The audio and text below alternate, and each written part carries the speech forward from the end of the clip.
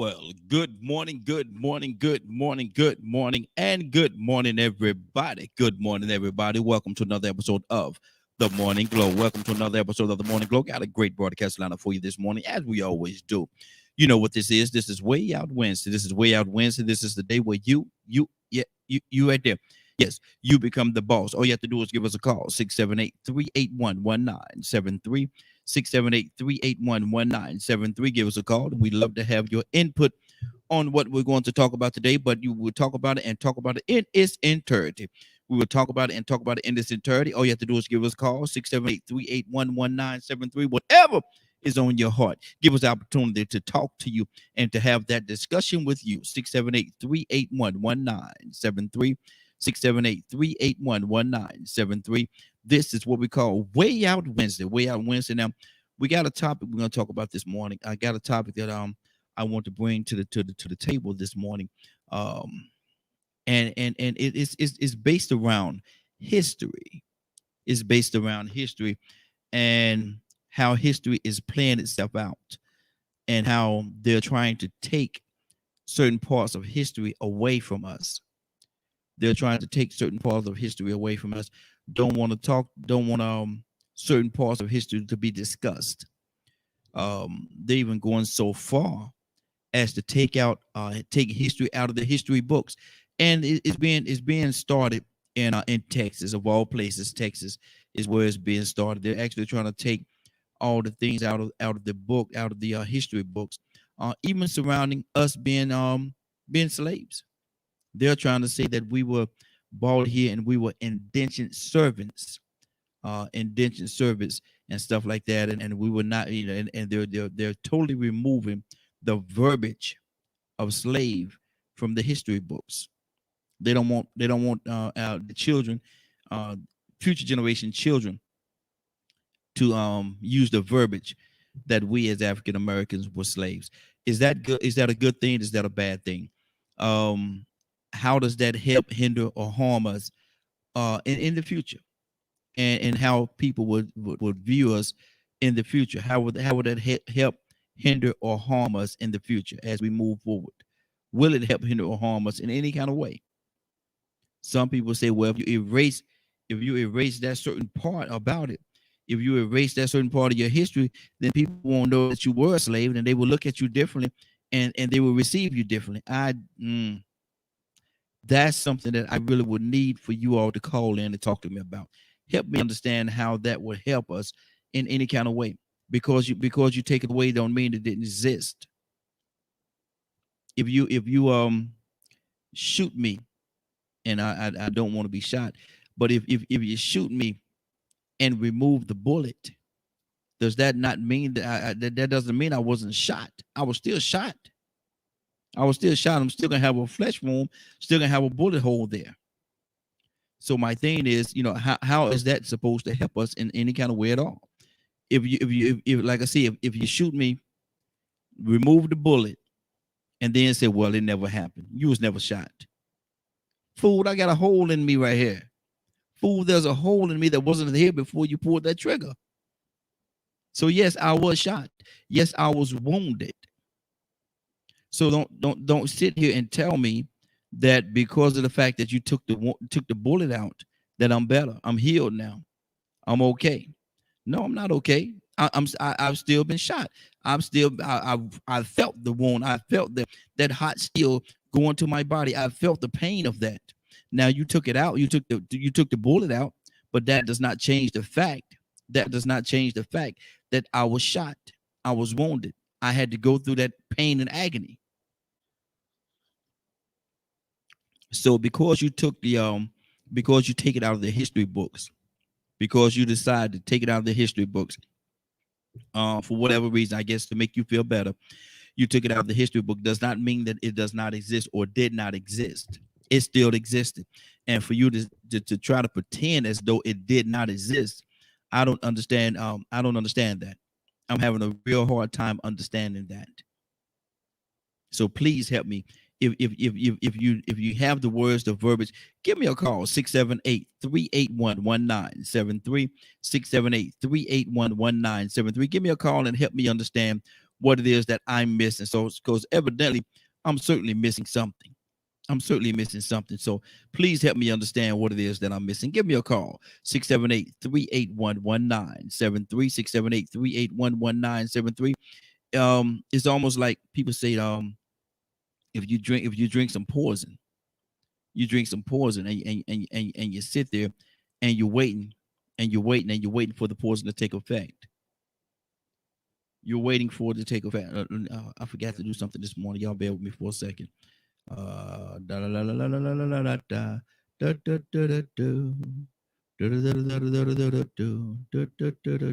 we go. Got it going there because I had to put it over the airwaves as well.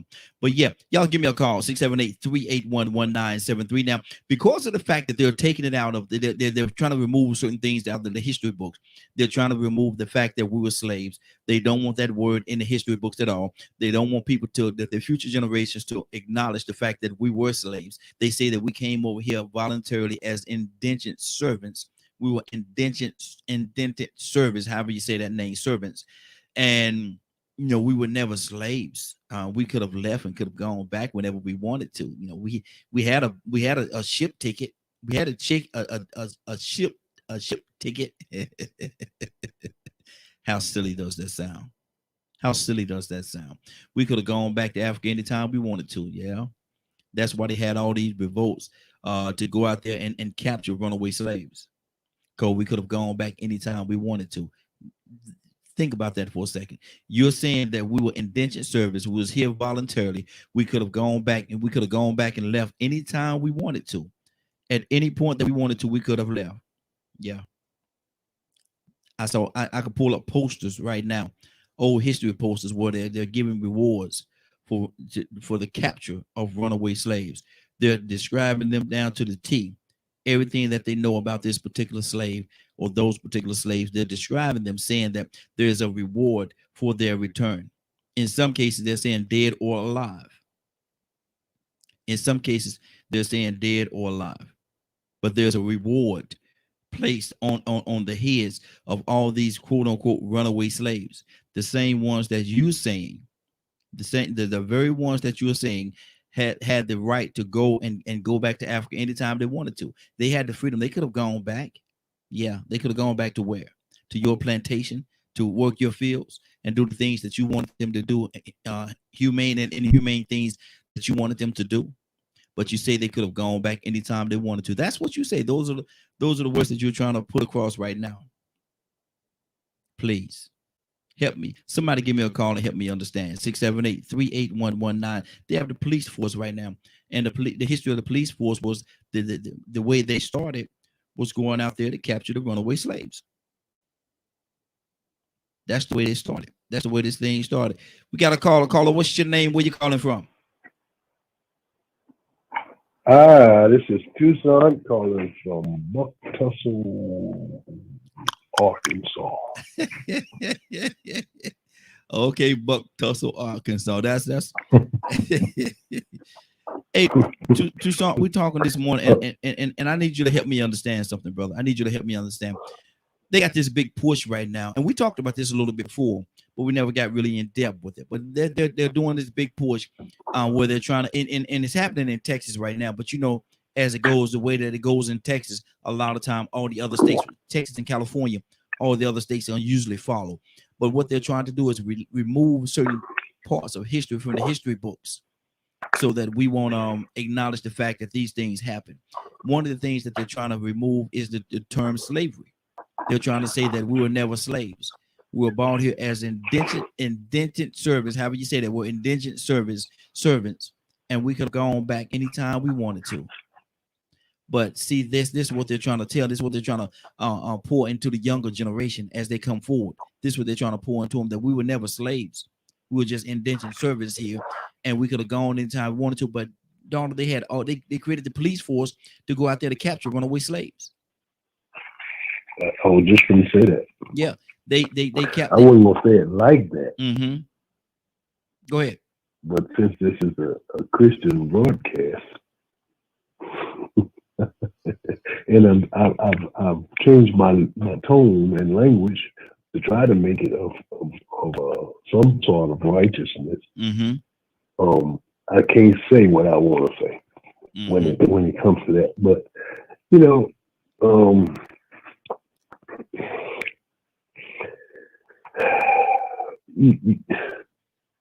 and the bad thing about it is there are people that will agree with that Yeah. Yeah. mentality. Mm-hmm. That's the stupid part. And Mm-hmm. I say stupid because it's stupid. Yeah. Yeah. If you don't know where you came from, you don't know where you're going. Come on, say it. You see, and if they don't already ruled out most of your heritage by falsifying information. Um, how the immigrants, let's call them immigrants, Mm-hmm. got here in the first place. What they, how you call that? What that word they using? Indigent servants. Indigent. Mm-hmm. Indigent. I gotta look that up. I don't like words that I don't know what they mean. Mm-hmm. And that's another tactic. If you don't know what the word means, then here we go. Yeah. Here we go, because now they were Negroes, niggers. I say niggers, so I won't say the word. Mm-hmm. Black, African American, and now we indigent servants. Yes, sir. They are. I don't know what they are. Mm-hmm. So you somewhere along the line you lose your identity. Yes. Therefore, you don't know who you are Mm-hmm. because they call you that. Yep. I don't ever hear them say Chinese American Mm-hmm. or Mexican American Come on. or Latino American Mm-hmm. or Latin American. Yeah, I heard that phrase before. But we're African American up until recently. Now we indigent servants. Now we in Well, yeah. here's the thing about that, and I'll let you go. Uh, doesn't a servant get paid some kind of way?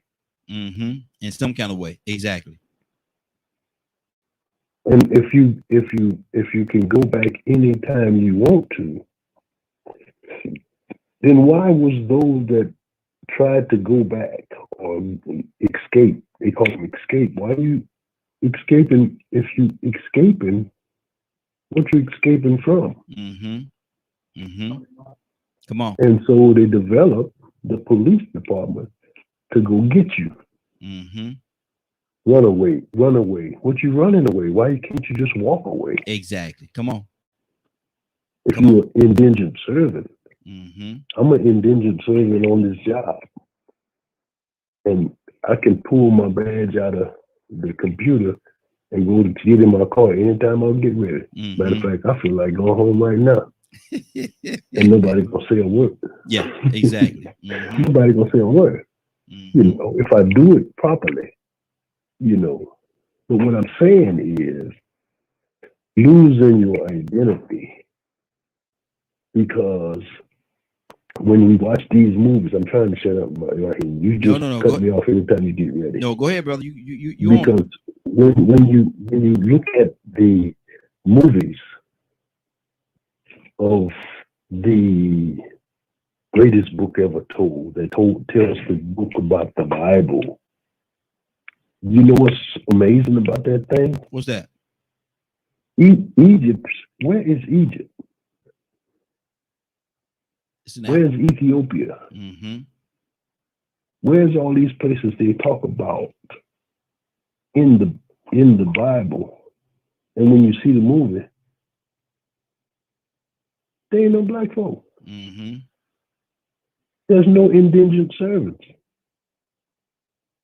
If it's in the heart of Africa, don't you think they ought to have at least one? Mm-hmm. And it's amazing how they make it. They send Tarzan over there, and he's the only one that can whoop an ape. Mm-hmm. Exactly. Mm-hmm. And so, when we were coming up, we would play Indian and Indian. So we wouldn't play cowboy and Indian because cowboy was known as the white man. Mm-hmm. Mm-hmm. I'm We a don't want to play him. August the 4th, 1838. August the 4th, 1838. Runaway from the subscribers near Clinton Green County, Alabama. I don't know what it's at. Clinton Green County, Alabama. You may know what it is. My Negro boy named Vegas, who is heavy built, about 5 feet, 8 or 10 inches tall, near 30 years old, have a heavy black beard, large and long forehead, thin visual, um, remarkable long, sharp nose, and having one of his front teeth missing. Any person who can catch the above described boy and return him or give us any information shall be liberally rewarded. William B. Boykin. Again, that's August the 4th, 1838. That's just one, and I have a whole list of documentation like that about runaway slaves. Now they say that they're not captured, they're not here, um, they're not slaves. That they could go back anytime they want to, but they have signs like that, posters like that, posted all over the place where they can capture, bring him back Tucson. They say you could go back home anytime you want to. You could go anytime you want to, but they got signs like that, notes like that, bring him back. Here's another one right here. Let me see. Can I pull this up in small letters? This right here, they're offering $2,500 reward. Runaway from the subscribers in Mississippi County. And what's that? Resident, Mississippi. Negro man named George. And they describing George and everything. Say bring him back. They put a $2,500 reward for anybody that bring it back. A Negro man slave named Noah. Here's another one. Full 6 feet high, black complexion, full eyes, free spoken and intelligent. Will weigh about 180 pounds. 32 years old. Had with him 2 or 3 suits of clothing, a white hat. Describe everything he had: short blue blanket, coat, a pair of sandal boots, all kind of things describing here. They say and supposed to have $350 to $400 with him, so they know how much money he had in his pocket. You know what I thought about right here? What's that?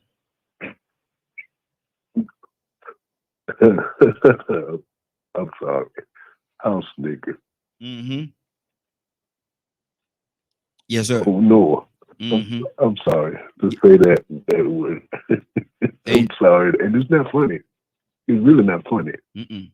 Mm-mm. But it tickles me because they say he's intelligent. Yeah. He got a white hat. Mm-hmm. Come on. And there's some descriptions of this fella here would almost make you think that he's one that was in the house. Yeah. Intelligent. Not in the field. Yeah. The verbiage that they're using. Yeah. The verbiage that they're using about him. Yeah. Well, mm-hmm. Outspoken. Mm-hmm. So they would allow him to have some sort of an opinion. Mm-hmm. But he had a say. He would like to be voiced. Yeah. Mm-hmm. But so you should have. I wonder what the reward was for him. Mm-hmm.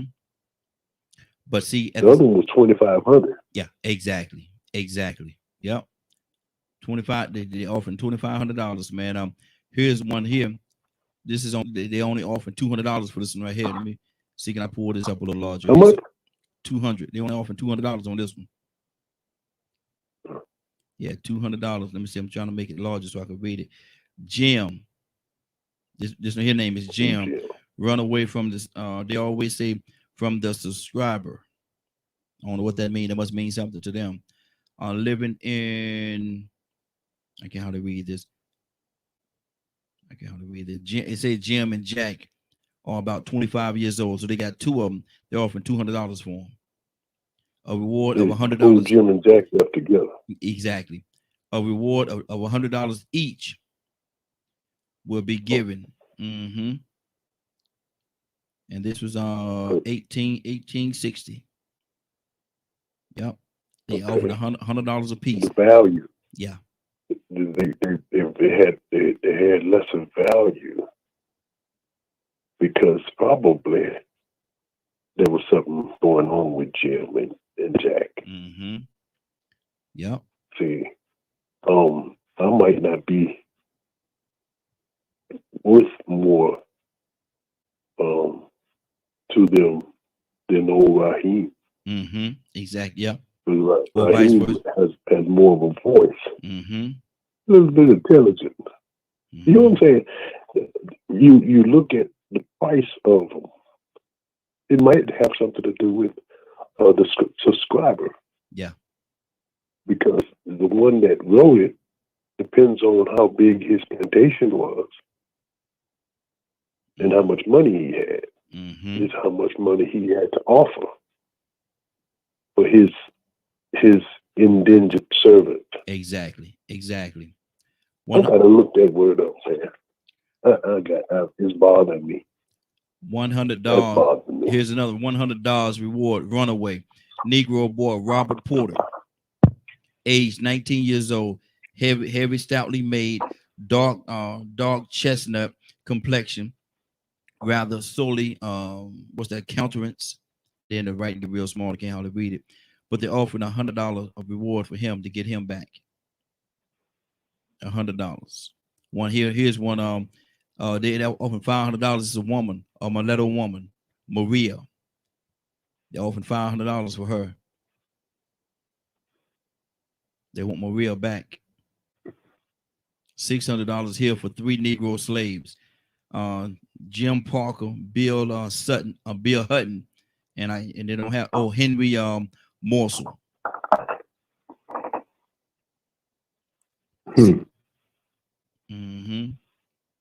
See, the thing about it. See, the thing about it, Toussaint, what they're saying is they're trying, and we went through all that just to get here, because what they're saying is they're trying to take it out of the history books and trying to make it appear as though we were never slaves. And that wasn't a part of the conversation. That wasn't a part of the verbiage. We were never slaves is what they're trying to say. And going forward, the young people will be dealing with that part of the of what they're trying to make into reality. What I said earlier, you can't shoot me, take the bullet out, and tell me that it never happened, because fool, I still got a bullet hole in me.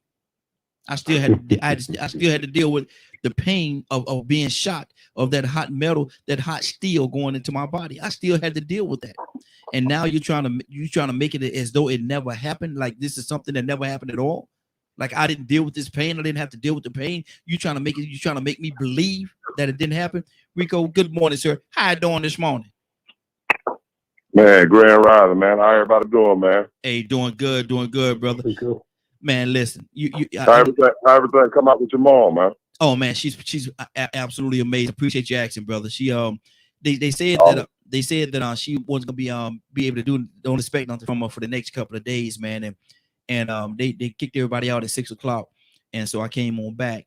But on the way home, and I got a phone call, and they said, man, they done took the tube out of, man. She's talking and everything. I said, what? Yeah. I said, yeah, it's a lot smoother than it was in the past, man. That's the way it was with my father and my aunt, man. It was supposed to have been a lot longer before they started responding and this and that, man. But it was like, man, it was like almost right back to normal. They had to make themselves lay in the bed. Yeah, exactly. And that's what it's gonna be like with her, man. So I'm gonna call again today. I'm going back up there over the weekend. I'm going back and hang out over the weekend with them, man. Just keep my eye. I gotta have my eyes on her, man. Gotta have my eyes on her. Yeah. But Rico, what do you say about this situation we're talking about this morning, man? They're trying to take this whole situation and change it and make it seem like we were never slaves. We were indentured servants, and we could have gone back to Africa anytime we wanted to. That's the reason why it's important for us to make sure that we we do the informing in our community. Mm-hmm. That we teach the history that needs to be taught. Because, and then not only teach the history, but actually break down what it means. You know, now like with that stuff that you was just reading, you think about here it is today in this day and time, 200 years, close to 200 years later. Well, not even 200 years later, we live in a situation now where when people put those same type of notices up, it's for property that's stolen. Mm-hmm.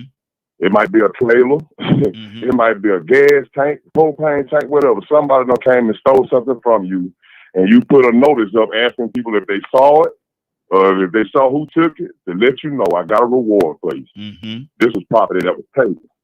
But now you go back and look at how dysfunctional it is that human beings were putting out wanted posters for human beings that wasn't being stolen, but were running away to be free and to live in peace.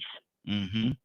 Mm-hmm. You know, that's just to think of that mindset. Come on. You know, if you really like, it's one thing to learn history, but then it's another thing to actually put yourself in those shoes and think, how sick can a person be to say, well, you know what? I don't want that human being to be free. Mm-hmm. I don't want him to get away from me. I want him here so I can control and abuse him the way that I want to. Mm-hmm. Wow. Dog. So, you know, when you really think about how important it is for us to teach that history, that you have to give those perspectives. Mm-hmm. Then you start breaking down generational curses. It's funny that you brought this up because I was talking about generational curses, generational trauma, generational wealth. You know, that was a system back then that was profitable. Mm-hmm. The reason why they were so inhumane, the reason why they were willing to put out money and give away money to people to catch other human beings, they just wanted the right to live free. Mm-hmm. It was profitable. So they took morality and threw it in the trash can. Now, I mean, they took the Bible and threw it in the trash can, and God we trust. Well, you know, I trust him a little bit. Mm-hmm. So, I mean, this is the system that existed, and it made America what it is. Yep. Now, think about how many people going out there fighting for America right now. How many people stand up for a pledge of allegiance. I stood up yesterday at a council meeting. I stood up for the prayer. I sat down for the flag. I will never, ever in my life again pledge allegiance to a symbol or a piece of cloth that represents people, that put that piece of cloth above the worth of people, human beings. Mm-hmm. But see, we have a brainwash. See, when you start when you look at this type of history and you hear it, you actually put a thought process into it. Then you think about what you value, what you believe in. Mm-hmm. Are you truly patriotic? And if you're calling yourself a patriot, does that make sense as a black man to be patriotic to this country, to be loyal? Come on. When this country doesn't even want to, I would say, hold itself accountable. Mm-hmm. It doesn't even want to recognize how it became what it became. It became the most powerful country on this planet by manipulating and abusing and oppressing, selling other human beings. And now all of a sudden, when the story is meant to be told, more history has been uncovered that was hidden, and now the true story is time for it to come out. Oh man, y'all just gonna make everything look bad on us. Y'all don't need to be doing this critical race theory. And once again, so many uneducated black people making the same argument. That critical race theory thing ain't gonna do nothing but divisive. No, it's gonna be truthful. It's gonna give you the reality of what made this country. Mm-hmm. It's gonna give you the reality of the mindset. It's gonna break down that Constitution and let you know it was a fraud. Mm-hmm. When you really look at it, you're gonna understand it like everybody else understands it and see that was not meant for you. So you may need to rethink your value system and what you stand for as a black man in this country, because we living out of order. Exactly. We living, and we actually still helping an economy and a system succeed that wasn't ever meant for us to be successful in it. Mm-hmm. That's why you didn't see nobody of color in space. You seen billionaires going into space, 2 in the last week. Not one black person. Exactly. And you know, it's amazing you say that, because I was looking at that just yesterday. I was looking at it, man. And I was like, man, look at what they're trying to bring forward. 18-year-old. They're so great. Yeah. Mm-hmm. They're so great. You know what I'm saying? I mean, and they show you how they feel. I mean, I'm pretty sure it had to be one black person or worse somewhere on this planet I mean, to be honest with you, if I was a billionaire and a humanitarian, I'd have made an example like Noah. I'd have had one of every race on there I could have. Yep. A representation of everybody to show everybody this is a mankind thing, not a white man thing. But if you read between the lines and look at what it is, don't let nobody call you a conspiracy theorist. Look at what it is. The picture's worth 1,000 words. And if it's a duck, it's a duck. I looked at the little control room that he had yesterday. They had it on the news as well. They showed the control room right before he took off. They showed and I looked at the control room. I said, okay. It became very clear, very plain what they were trying to do and what they were trying to bring forth. There wasn't anybody that looked like me. It's always been like that with NASA. In the past, when you looked at NASA, all you saw was white men, white women in the control room. Then it takes 50, 60 years for a movie to come out to show you just how important a role black people were playing in NASA and getting America to the moon. You be like, well, wait a minute. Why is it that every time I see a countdown, a lift off or a landing, you don't see none but them? Yeah, exactly. In an important role, celebrating the Mars rover landing. Yay, nothing but white people. Ain't no black people up in here. This is the finest of the finest. Yep. Then you find out all these black people that had all these major roles in NASA. It's like, man, come on. Exactly. Tucson, talk to me, brother.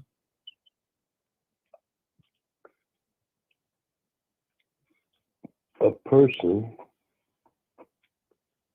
so poor and needy that she cannot provide the necessities of life, food, clothing, decent shelter for himself or herself. One without sufficient income to afford a lawyer for defense in a criminal case. Labels. Thought about labels. How you get labeled as something to belittle or degrade you to fit a certain profile, so that if you fit the profile, then they can dictate what you can and cannot do. I'm just saying. So if now you become an indigent servant, or indigent servant or person, indigent servant. Okay. All right. You know what bothers me though? What's that? They're gonna have some look just like you and me, and say, you know, that could be all right. My ancestors was indigent service; they wasn't slaves. And I'd be like, nigga, please, come on, man. Exactly. Smiling with all their default. And that's what they do. Shaking their hand. And that's what they do. They go out there and they find one that they can how they say, grease the little palm a little bit. Yeah. You know, look here, we you go out there. This is what you want to say. These are your speaking points. Right here, you need you to stay right here with these speaking points. Now, don't get off these speaking points. You know, we're gonna take care of you. We're gonna take care of you and your family. And this is what we're gonna do. We're gonna take care of you for as long as we can. And you go ahead on and talk to your people and tell them what it is. Tell them this here, Rico. And then you have some person. Now, and I was about to say something different. You have some person that go out there and be the face of their lie. Why does that happen, Rico? Well, they dictate the narrative. They control the media. They can release whatever information they want to, and they can oppress whatever information they don't want to let out. And then once they get you to the point of where, here we go, participating in the things that they provide, having a value and making it part of like a necessity. You know, like when you think about social media now, you know, we've become dependent on it. But just think about technology. You know, we are so dependent on everything that they create. We're willing to participate in their value system and everything that they create, that leaves them in control of what we do want to say, what we can do. So now when they got all the media outlets, when they control the banks, and you participating in that system, you know, when they want to cut you off, what you gonna do? You depending on it for your survival.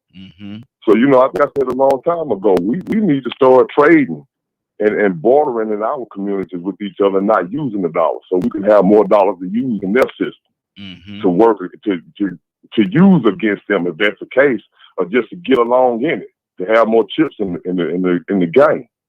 But you know, they use that with the it's to water us down also. Yeah. You know, you have so many people. Well, the Irish people were slaves, my people were slaves, and this and that, and all y'all were indentured servants. Don't try to come back and misconstrue the two. Although indentured servant might fit under slavery, actually it used to fit it sort of like an equal. That you, when you saw slavery, then you'd have / indentured servant. That lets you know it was and or. And when you say indentured servant, that means, okay, you was going to work your way out of that situation. You actually signed up for this. Okay, I'll come and be your slave and do what you want me to do for this amount of money or to cover this debt. Then after that debt is paid, I'm done. But then you had another group of people that didn't have a choice. They didn't come and volunteer to be slaves. You know, and then they said, well, the people in Africa were sold, y'all. Well, they didn't sell them with that intention that was the case. I'm pretty sure they didn't know that was the consequence of the people that they were selling to come over here and get treated like that. And see, so you know, we have two different types of situations. You know, that's two different existences. You got the chattel slavery where people were abused, murdered, and killed. Then you had indentured servants, which were the Irish. Like I said, we hear them all the time. Want to say, well, if you don't hear us complaining, well, y'all got out of it. Y'all are not considered white. They embraced y'all. Yeah. See, but we'll never get that. So you know that they do that to try to diminish the argument, to make it be, I'm gonna say, a worthless argument when really and truly it's a legitimate argument. Absolutely. And it's been said in their narrative. They say, well, you know, they could have gone head on and got on the ship and went on back to Africa. They could have did it on their own. They could have gone back to Africa. What a ship? On what ship? What ship? What ship? So they could have. Or they could have just let them be free somewhere and left them alone. Yeah, exactly. Tucson, cut it out. But let me do this. Let me go. I think we got Curtis with us. Curtis, you there? Curtis, you with us? I thought Curtis called in this morning, but maybe we lost him. Tucson, go ahead, man. What's on your heart? I thought about Goshen when the children of Israel went up in the part of the land they gave them, and when the old Pharaoh died, the one that made the agreement, the new Pharaoh noticed that they was multiplied, them people. And so anyway, I wanted to I just thought about that. Now here's another identity that they gave: sharecroppers. So the indentured servants, which weren't slaves, turned out to be sharecroppers. Now, first of all, I think that somebody said you're supposed to get 40 acres and a mule. Come on now. Come on. You didn't get that. You didn't get that. We ain't gonna do that. Okay. So that you had enough land to do it, but you didn't do it. So here's what we're gonna do. Here's what we're gonna do with you. What you call Noah, you call old Jack, then you call old Joe and George. George was worth $2,500. George, here's what we're gonna do. You brought your indentured servant back, and then you make another agreement with him and the families we're gonna let you work because you are an indigent servant. You can't take care of yourself. You can't pay your bill, so you can work to work off your debts. And it's amazing how they never did work their way out of it. Mm-hmm. So another form of oh, it's not slavery, it's sharecropping. Mm-hmm. Mm-hmm. Well, I'll tell you what, and I never was an American citizen. I know I got a driver's license, I got a Social Security card, I got all that, but I study people. Mm-hmm. Really. Mm-hmm. Because even here, when you have a job in the corporate world, don't come to me talking crazy. Mm-hmm. I don't care who you are. And that was probably how old George was. Was it George? No, that was Noah. He spoke well. Yeah, Noah spoke well. Mm-hmm. With a white hat, with a white hat. Mm-hmm. Now you know they didn't like him. Mm-hmm. They had to go get him. Go get him. What you gonna get him for if he was able to leave anytime he wanted to? Mm-hmm. Mm-hmm. And you put a reward out for him. They got old and her. What? And I'm glad. Jack and Joe, they run out together. Exactly. Let me read this right here. They got worth no more than $100. They got Lucy here, Lucy Payne. They often $20 for her. Lucy Payne, $20. Runaway in the month of June. From they always say from the subscriber. I'm still trying to figure out why they say that. Residing in Alexandria, Virginia, a Negro woman, Lucy, called Lucy Payne, age about 50 years, well set and fleshy and fleshy. I mean, I guess she's thick, full-breasted, front teeth decayed, grayish hair, and the nails on one of her four fingers injured. They describe this thing, just laid it down to a science. A small red mark on one of her cheeks, about 5 feet 2 or 3. High wears a handkerchief generally on her head. So she wore a handkerchief on her head. I will give the above reward if delivered to me, or $10 if secured in jail. If you put her in jail, I give you $10. Just put her in jail, I come and get her. It is believed that she is harbored or near Washington, what's that, Tennessee town. She has a husband residing in Washington City called George Payne. We go. Now they could leave when they want to leave. They could go where they want to go, stay as long as they want to go. But they got all these rewards that they're giving, that they're offering all these rewards for these people. Rico, where are they gonna go? Go somewhere and have to be able to come back. Exactly. See, I mean that's the other part of the system. Well, when you have had control over people or manipulated people's opportunity to succeed, and then all of a sudden you give them freedom and just say, okay, go out there and get it. Mm-hmm. You see, we forget that at one point in time, the United States, they subsidized land and gave it out to a lot of people. Yep. Because they had to give them a head. Not going to say give them a head, so give them something to start from, a foundation. Mm-hmm. They gave them something to build from.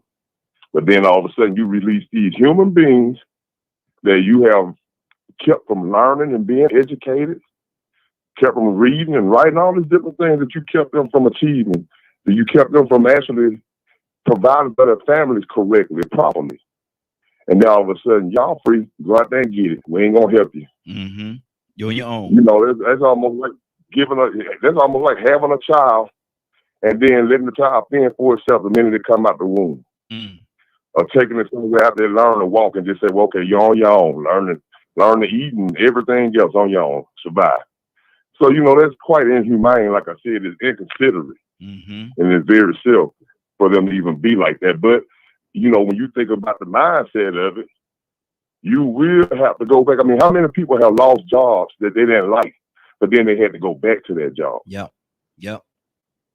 You depending on it. You depending on it for your survival. So they knew right off the top. You know what I'm saying? But look, if you don't give them nothing, they're gonna be begging to come back and work for us. They're gonna come back to and the that's vomit. what they did. They're gonna come back to the vomit. Come right back to the vomit and have to consume the vomit. Curtis, good morning, sir. How you doing this morning? It's all right, Rahina. It's all right. Kurt, we're talking about how they're trying to change the narrative, man. They're trying to, and they're starting this off in Texas. And you know, a lot of time Texas and California set the foundation. They set the foundation. Kurt, you got a lot of noise in the background, brother. But yeah, I had my window down. Okay. And what they're doing, they're trying to take the narrative about slavery out of the history books, saying that we were never slaves, we were indentured servants, and we could have gone back after anytime we wanted to. We could have gone back anytime we wanted to. But my question is, on what ship? And I'm reading the runaway posters that they have for the runaway slaves, where they're offering rewards for them to come back. But they said we were never slaves, Kurt. What are they trying to do? What are they trying to pass? What kind of mess they trying to pass off on us? Well, it's like Rico just said. They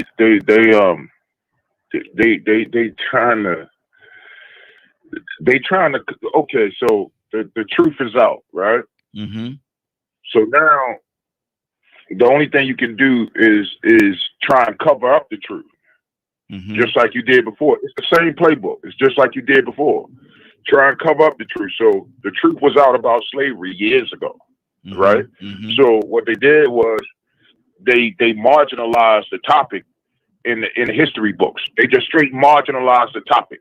You know what I mean? At one point in the history books, they was painting it like the slaves were happy to be slaves.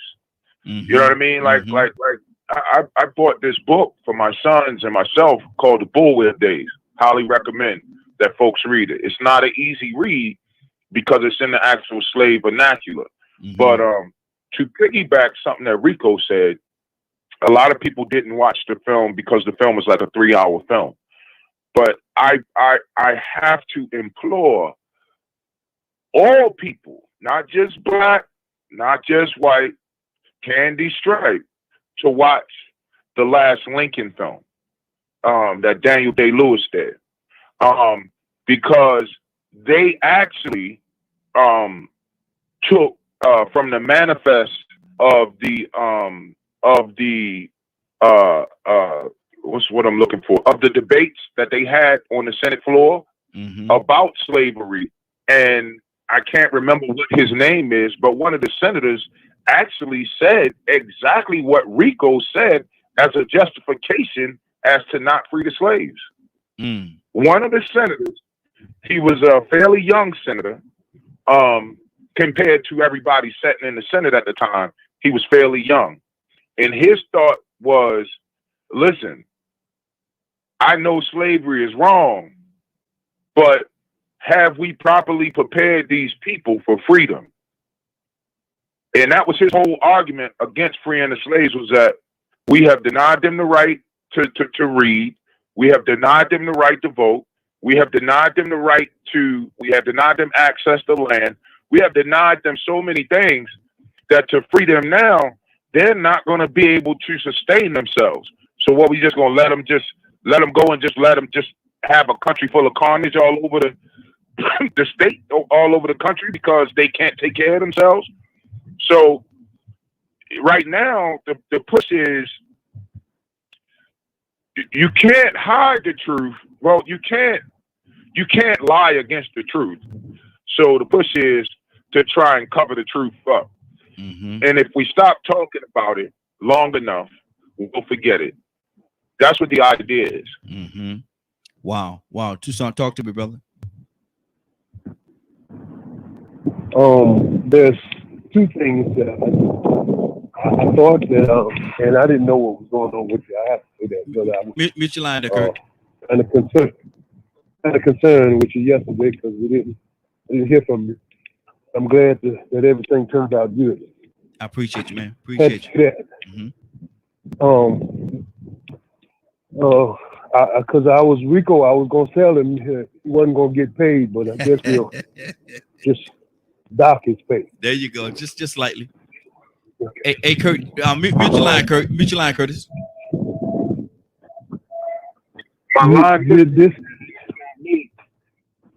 This kind of conversation, we can't get upset and not talk about it. Mm-hmm. Because if you don't pass the conversation down, then your children won't know. Yeah. And that's the task, so that your children won't know. Yes, sir. See, unfortunately, some of our children don't even know who Rosa Parks, Martin Luther King. They don't know nothing about who made the cotton gin or the straightening comb, red light. They don't know nothing about that. Mm-hmm. All they care about is dropping it like it's hot, and who they boo is. Mm-hmm. Mm-hmm. Exactly. Going, get a job that will continue to cause them to go in the same circle over and over and over again. Mm-hmm. Wow. Without doing anything more than what they have, and no more than what they had. So when they die, they have to have a barbecue to put them in the ground. Mm. Wow. Wow. Rico, what's if we can forget, if we just forget, if we're not reminded or even brought to the knowledge of who you really are, then you can be what they want you to be. Yep. These kind of conversations makes me upset. But I can't get upset and not talk about it. Exactly. Rico, what's on your heart, brother? Talk to me. Now, I'm the same with Donald, man. That's what makes me mad, but it's because this should have been acknowledged way before now.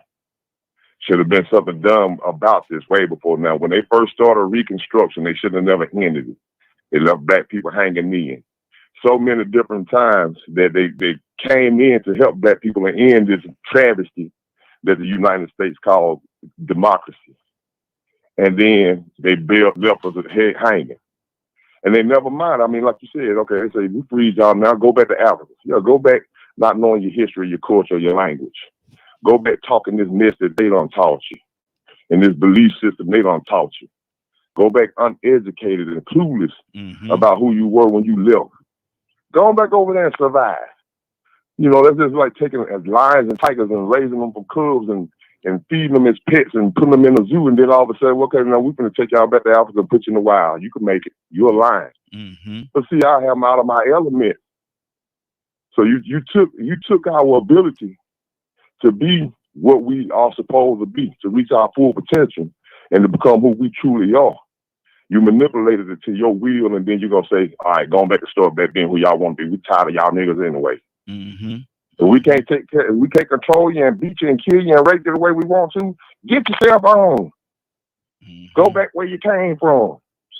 And the minute you start trying to build wood to get a boat, we're going to kill you. We're going to string on, we're going to lynch you, we're going to hang you, we're going to string you up. So, you know, it was like, it was a no-win situation. So that's the game that they played, and that's the game, that's the situation that we live in now. I mean, think about it. You got 3 billionaires taking luxury trips to space, and then you got children that are hungry and starving. Come on. They ain't got clean water. Mm-hmm. I ain't white folks great. But I'm gonna tell you, this is, I think about Kanye West said that time. I don't agree with nothing he said, but they probably took a page out of his playbook since he said slaves were slaves because they wanted to be. They could have stopped it if they wanted to. No, they couldn't, man. No. They couldn't stop it. Now, what it was that you did have a few extraordinary, resilient, courageous black people that could find a way to wiggle through that system. They could find a way to educate themselves. Maybe they had slave owners in their past that raised and educated their grandparents and ancestors, and they were able to pass it down to them. So they was one of the few black people, maybe 1 out of 100, they actually had a slave master that treated them like a human and said, I ain't gonna do this. Mm-hmm.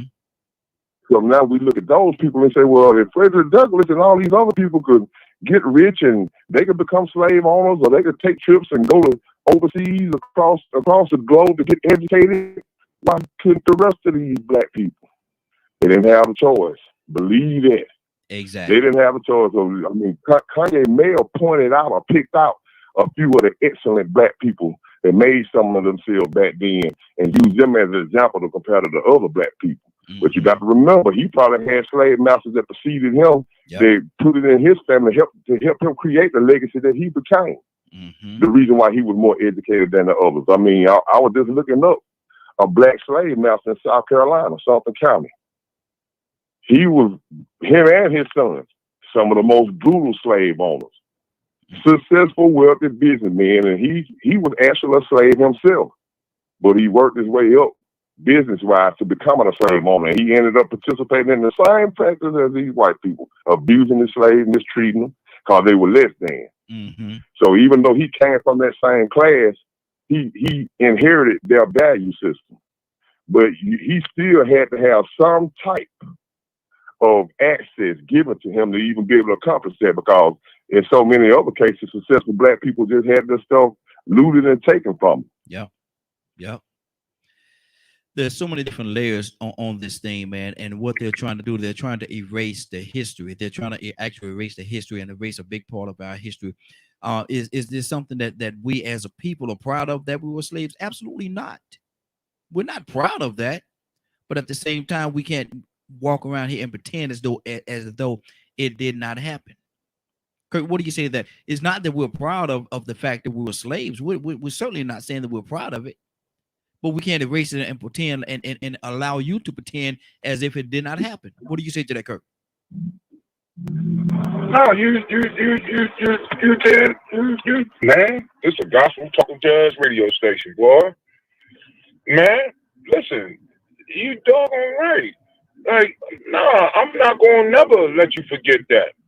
And I'll be specific and personal.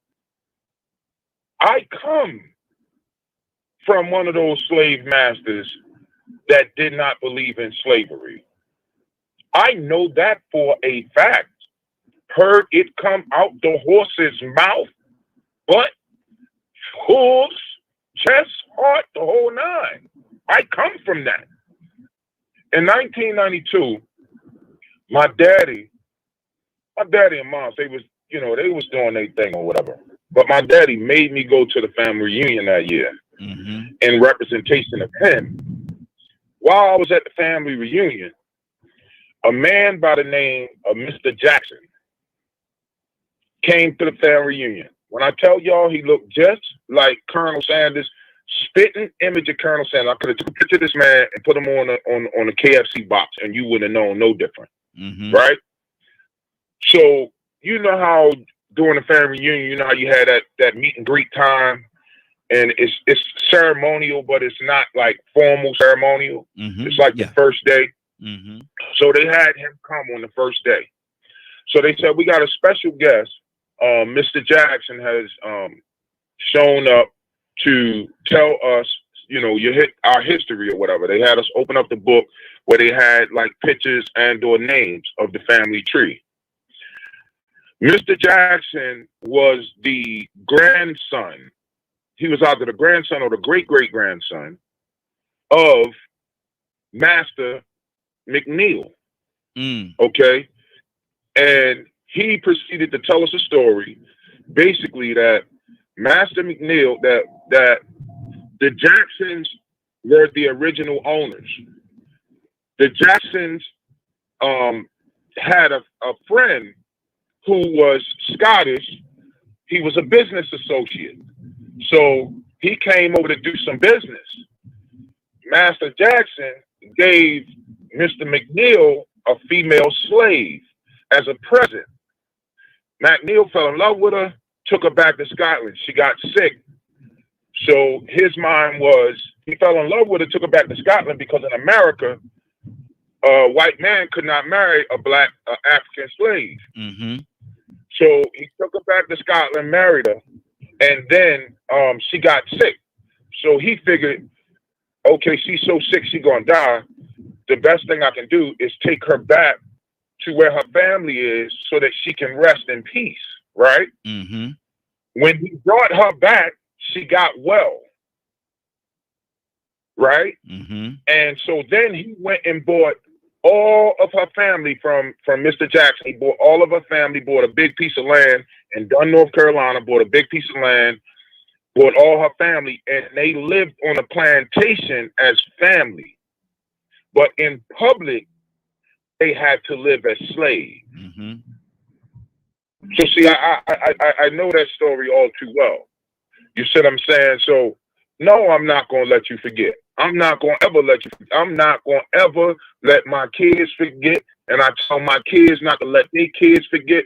No, we must remember. Mm-hmm. We must remember. I watched what's the name last night. I'll close out. I watched. What's shameful is the same things that they did to us, they did to their own self. I watched. There's a new movie on Prime called Peterloo, right? Peterloo takes place right after the French and British War, right after Waterloo. And man, if you see the way that they was treating the poor, the white poor in Britain and Europe, man, you know, so it don't surprise me that they do the same things, they do the same tactics. It don't surprise me that Trump has the what little backing he has, that he has that backing, because that's a mindset that has been taught in certain parts of white America for the past 170 years. Mm-hmm. That is a mindset that has been taught. You think about, if I teach you an ideology for 244 years, for real, Mm-hmm. that ideology is never going to go. No, it's going to take 500 years to even get that ideology on a platform to where you can dispel it. Mm-hmm. But that's an ideology that's been taught for 200 plus years, bro. Wow. Tucson, talk to me, brother. And the phone lines are open, 678-381-1973. 678-381-1973. Give us a call. Tucson, what's on your heart?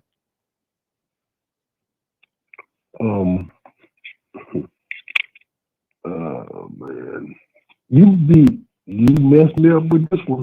This is the topic. Yes, sir. Well, you know, this is the way I win. We're gonna switch up in a minute. I'm gonna ask y'all what's on y'all. Well, yeah. No, I don't want to get off of this, man. This is something that we need to talk about, man, because some people get to the point where they ignore it, and if you ignore something long enough, it goes away. Mm-hmm. Or if you manipulate it, it turns out to be something that's not true, which this old setup is built on fabrication. Mm-hmm. Even to the point that somebody discovered America in the first place. Mm-hmm. Come on. That ain't true. That's not true. And here, you've some kind of way manipulated your way. See, the root of it is money, economics. Yes, it is. The value, and so you put a price on somebody's head, a bunch of them, and bring them in chains. And if they didn't survive it, you throw them out to sea like cargo. Let's talk about what happened, what really happened to these indigent servants. And if they got, even if they got sick along the way. Old Lucy got rotten teeth. Mm-hmm. So when they put you on the auction block to sell you for a price, and if you had some markings or some disfigurements, you were of less value Mm-hmm. than old George Yeah. or Noah that spoke well and that was outspoken. And he was the type of possibly upcoming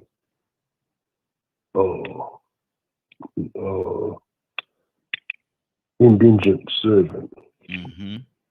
that he was worth $2,500. Ain't that something? Yeah, ain't that something? Mm. Where the cook, possibly, which Lucy was, and she was married. Mm-hmm. So, you know, that made her of less value. I'm so messed up about this, man. Mm-hmm. Because this is the kicking of the can. Mm-hmm. This is the kicking of the can. If you keep kicking the can, you can't pick it up. Mm-hmm. Come on. So I mean, I'm just, you got me on this one, bro. Hey, it's You a really lot. got me on this one. It's a lot, man. It's a lot to be covered. Rico, I know your heart, brother. Talk to me. So, people need to understand the reason why these subjects of the past keep coming up. Especially those of other races that get tired of hearing it, and even some black people. Man, I get tired of hearing that enslaved mentality and this and that. Man, you get to hear black people. They don't want to hear that. That's in the past. Why we keep dwelling on it? Mm-hmm. Because we are living in a country that is created and it is what it is because of it. Mm-hmm. See, for every action, there's a reaction. Exactly. And then when you throw in the fact that there's a basic human nature, and then you got cause and effect. Mm-hmm. Come and on. so now you see what the results was from America's practice in it. Mm-hmm. It became the richest, most powerful country on the planet. Yep.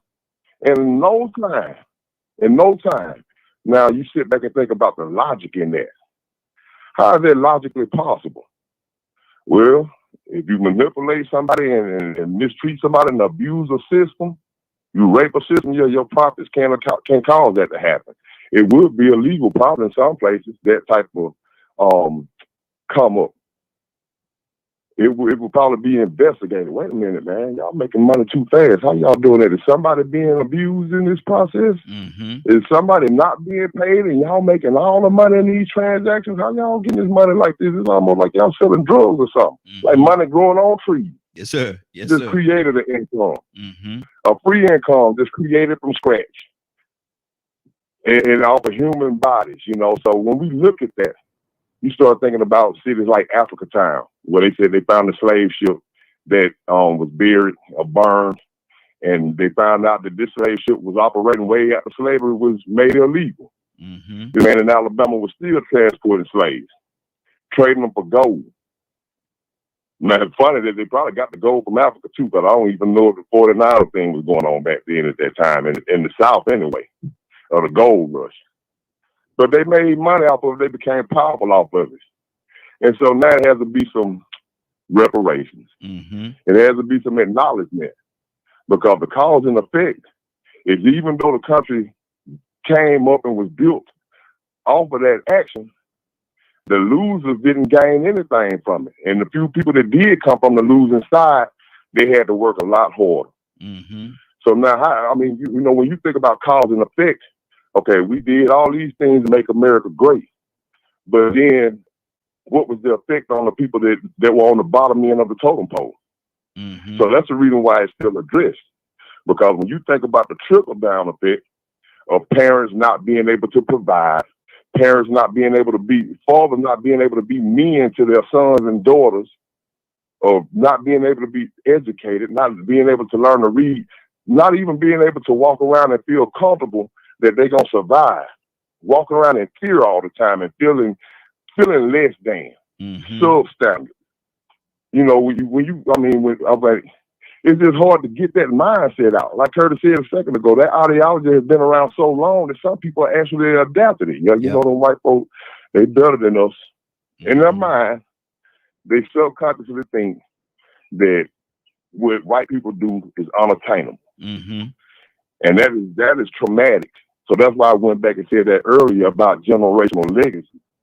You know what I'm saying? When you think about cause and effect and you think about legacies, the legacies don't just have to be physical or material. They don't have to be financial. It could be a mental legacy. You can have a generation after generation of dysfunctional thinking black people. Mm-hmm. Come on. Because they just don't have any confidence or belief in themselves. So that was the cause and effect. Because if you put any human being in the situation that black people were put in the past, you shouldn't expect them to come out with a logical mindset. Mm-hmm. When they've been forced to believe they were less than. I mean, anybody that makes another human being or a race of human beings feel less than and conform to that, you can't expect them to come out and just be fit for logical thinking right off the top. Mm-hmm. Not saying that we don't think logically. I'm just saying that it causes a lot of dysfunction in the way we carry ourselves. Mm-hmm. Because that was dysfunctional. The process that they had us in was dysfunctional. Exactly. We got another caller. Caller, what's your name? Where you calling from?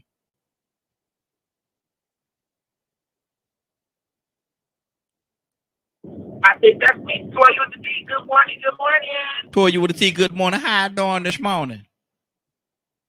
Hello. How are you? Doing good.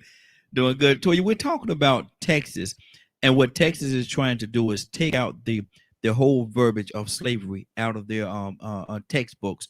They don't want to teach it, and so the younger generations moving forward would not know about slavery. They're saying they're trying to make it appear as though we were indigent servants, and we could have gone back to Africa anytime we wanted to.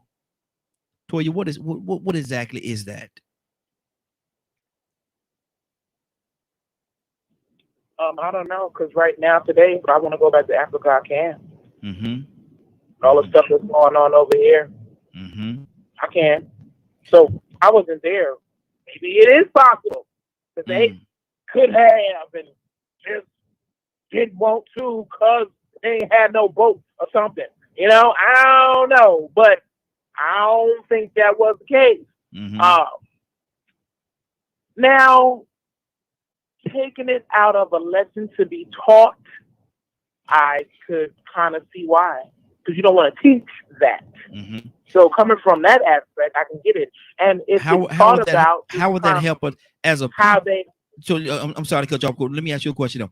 How would that help us as a people? How would that help benefit or even harm us as a people to take that out and make it appear as if it never happened? Because I made I gave a situation earlier where I say that if somebody shoot me and take the bullet out and tell me that it never happened, fool, I still felt the pain. I still had to go through, I had to endure that hot metal, that hot steel going into my body. I still had to endure that.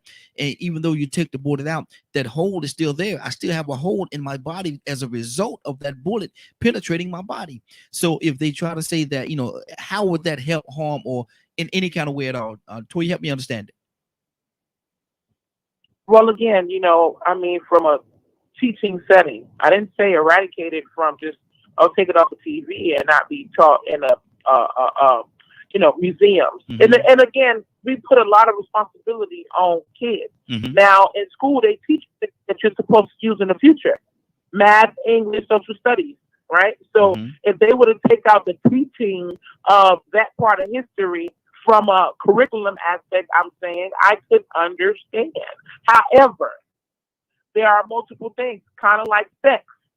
They don't teach sex in school, even though we have it. But it's not really like they teach it. They kind of teach you anatomy. They kind of teach you different things in different ways that you know about it, but they don't really teach and talk about sex in school. So they leave that for other arenas. Mm-hmm. So slavery, if that's the case, if they feel like, they want to take out, they need to take all kind of like just abusive, manipulative, just terrible behavior. That need to go with all of it. The Renaissance times, you know what I'm saying? All that need to come out then, if that's the case. Mm-hmm. We don't talk about no slaughter and no nothing from an educational curriculum aspect because you don't need to be taught that. Mm-hmm. However, museums and things of that nature, other arenas need to pick up the educating aspect of what that is. And even, yes, at home. It's not up to public schools to teach you who you are as an Indian, as a Mexican, as a African, as a whoever. You know what I mean? So depend on But again, you gotta look at who we're dealing with. I ain't never gonna change. I gonna stay I in America is just like I. That's not why they doing it. You know what I'm saying? They ain't no way. I don't change. I want you to eat cake because you want that bread. You feel me? So that's not the reason why they're doing it. So now we can't let that happen. However, we still need to make sure that all that information is sustained and supported, no matter if it's in school or not. Okay, that's good. That's good. Family talk, y'all. Family talk time. Kurt, what's on your heart?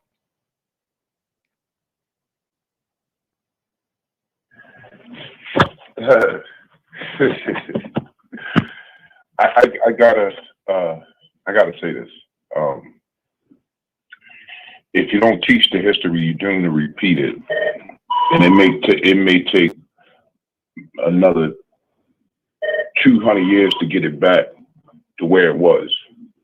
But if you don't teach the history, you're doomed to repeat it. If you want to block racism and stop racism, then you're gonna have to teach what is true, so that it can be acknowledged and people can have the choice if they want to go that way or if they don't. I was listening to what everybody was saying, and I'm reminded of the purest fact is that slavery created. It is the one thing besides trade and barter, that has self-sustaining power to completely create and or accent a given currency. Slavery and slavery alone created the American currency. Created it. When you look at history, the British was putting a bunch of money into the Confederacy. A lot of people don't talk about that. The British put a lot of money into the Confederacy. That's how the Confederacy got their own currency. The British was backing the Confederates because they was pissed off that that America had separated from England. So that's one. Two, we gotta understand that we have come to a place where we know what happened. We know why it happened. And I'm gonna piggyback on something Rico said. When he was talking about, the ignorance of folks and that and the third. And people saying that, well, we really don't want to know about that. The reason why I believe people don't really want to know is because people have moved past the what and the why. And it's time for us to change the narrative to the how. Because see, you gotta impeak the mind in order for the body to follow. So we impeak the mind with the what was happening. We got results from that. There were slave revolts, this, that, and the third. We piqued the mind with the why it was happening. We got results from that. It's called the Civil Rights Movement. It's called the Emancipation Proclamation. It's called the Reconstruction of America. So we got results from that. We just done hit a point now where we have to pique the mind again. And we have to tell folks how it was done. And that's primarily why the state, above all other states, that should not be in charge of anybody's curriculum, is in charge of everybody's curriculum. Mm-hmm. So we have not moved beyond the what and the why. Lastly, I'll say this right here. When we talk about the playbook, this last president we had just revealed once again, above the many times that he's revealed the playbook. If I credit him for anything, I credit him for revealing the playbook. Mm-hmm. I know that's right. He just revealed the playbook. And it has nothing to do with him revealing the playbook because he has a genuine concern for the people. He don't. His concern is money, right? Mm-hmm. So he just did a major interview. He just did a major interview with Bill Rucker and this female for this book. The book is called I Alone Can Fix It: The Catastrophe of Donald Trump, right? And in the book, the last thing he said in the interview, one of the last things he said in the interview is they asked him, Mr. President, throughout your whole entire presidency, do you have any regrets? You know what he said his only regret was? What's that? It's shameful to say it, and it hurts to the core of who I am as a soldier, as a human being, as a black man, as a man in American society. His response was, my only regret is that I did not send the active duty in when George Floyd was murdered. They asked him why, and he specifically said, to stop the rioters. Wow. Now, if we know anything about history, that hit home for me because my grandmama was one of those people that got burned out. My grandmama was one of those people that we didn't know her age and still to the day don't know her age because her name was in a Bible that was burned out because these raiders was coming through and they wanted my grandfather to give up his land, my great-great-grandfather to give up his land. So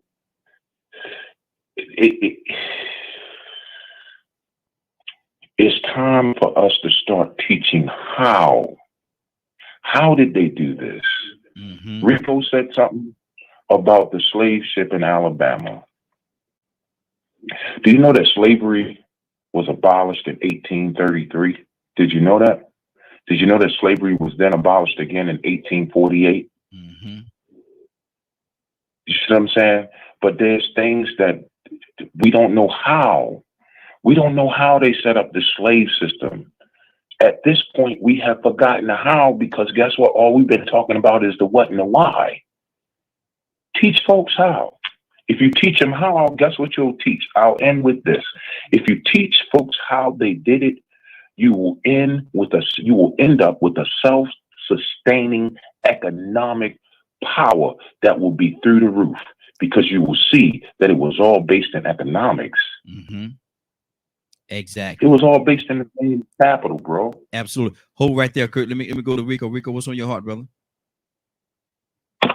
You know, I believe another reason too why a lot of people like to forget it is because they took pride in reciting the history. Number one, the fairy tale, the fable. That sounded so good. You know, this is God's country, the great discovery of America, and this great rise to power and dominance and prominence or whatever.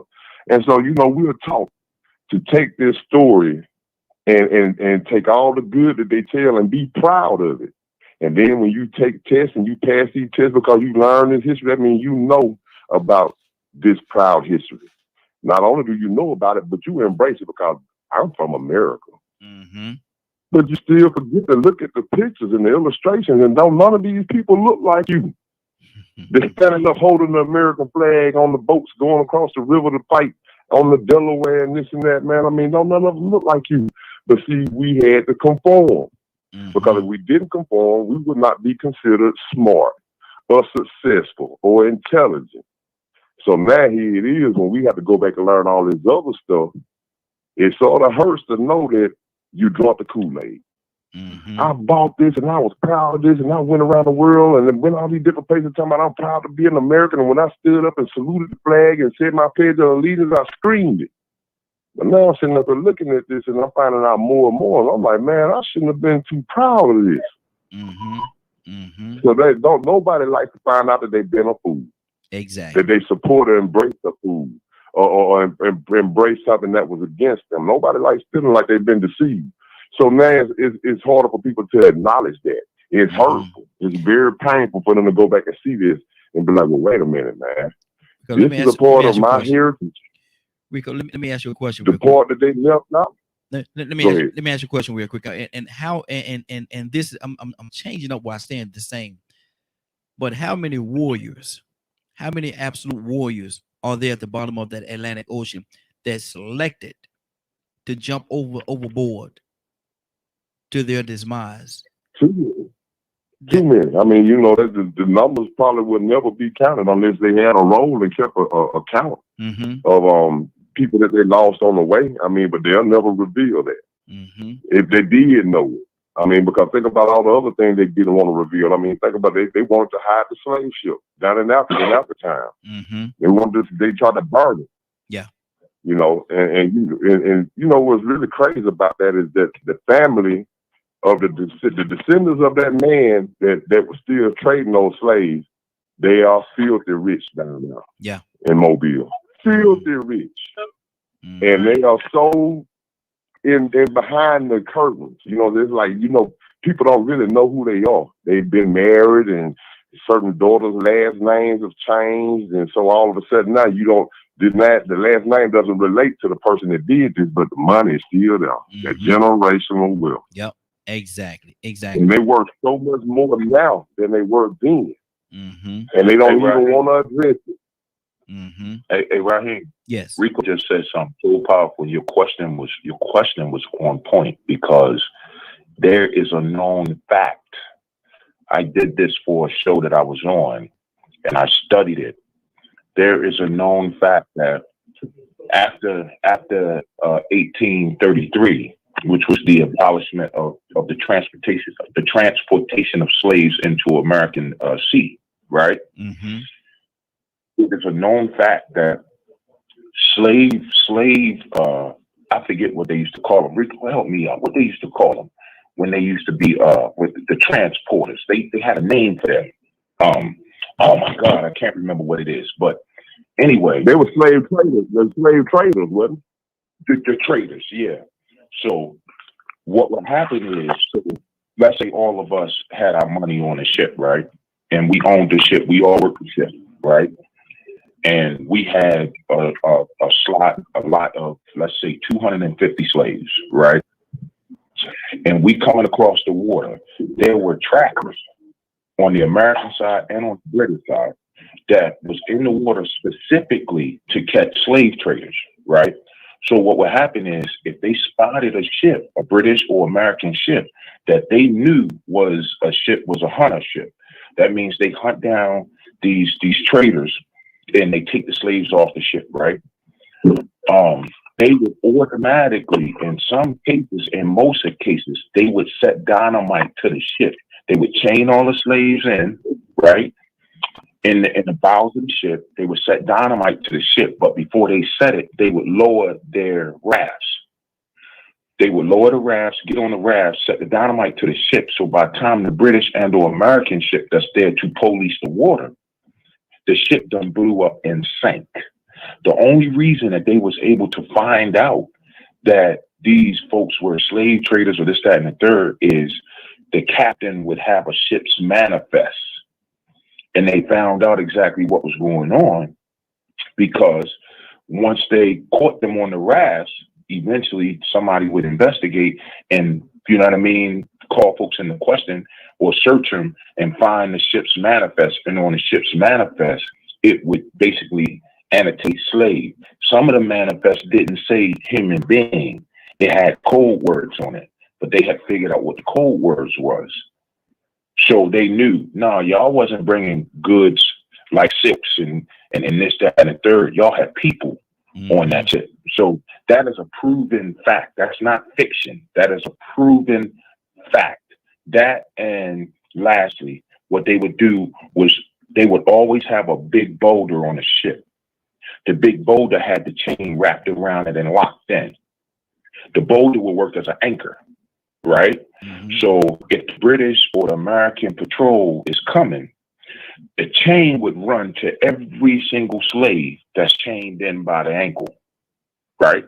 So when the British ship come, when the patrol ship come, they would push the boulder into the water, and then the boulder would snatch every slave off of the boat into the water. That is a known fact. That's not fiction. Mm. Now, how inhumane is that, brother? What you just said? How sick is that? It's horrible. I've seen reports with my own eyes. I've seen reports in my studies where some of the slaves were chained, but they were in the bow. You understand what I say, huh? So they in the bow. So now you think about the Middle Passage and you think about how these ships was made. They were like 3 and 4 tier stack, real small spaces. Some of these slaves were still in the bow.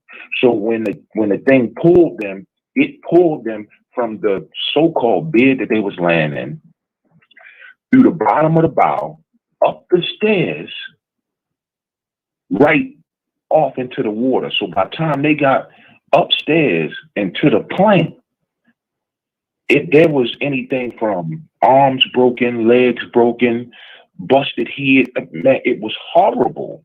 It was horrible. Wow. Toya with a T, talk to me, sis.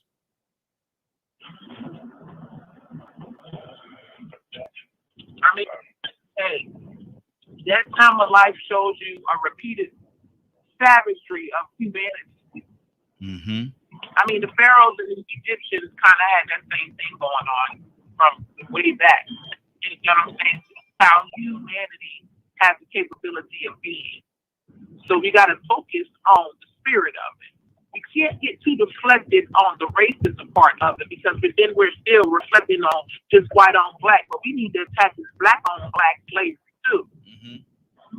We can't just be one-sided, double standard of this thing. It's got to be as a whole. And as humanity, we got issues with slavery.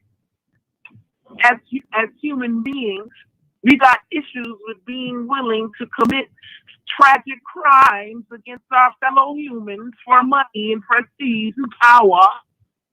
And we need to face that. We're not going to keep on talking about the white people. We're going to talk about the people. We're going to stop this separation and division like again, you get to do it because, no, we need to attack the root of this thing. In humanity, we have a problem with having the capability to enslave our fellow humans for the love of money. And it needs to be taught from every angle. I didn't say here, but again, if we are going to repair this system and be 100%, I will understand the concept of not teaching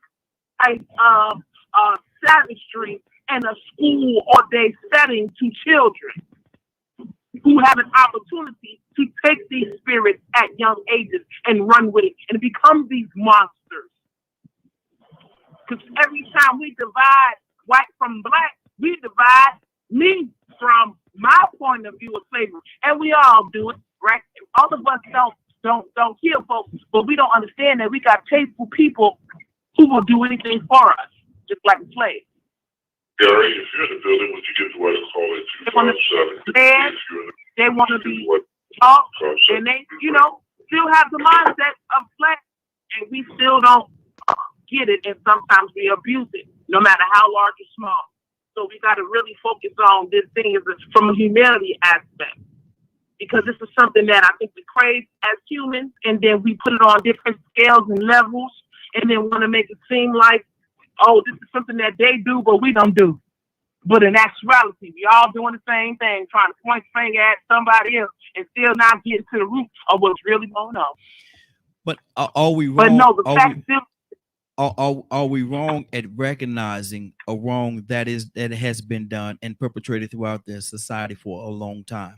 I say this all the time, that a lot of times we as a people are the most forgiving people that has ever walked the face of the earth, but yet we've been mistreated and down throttled and played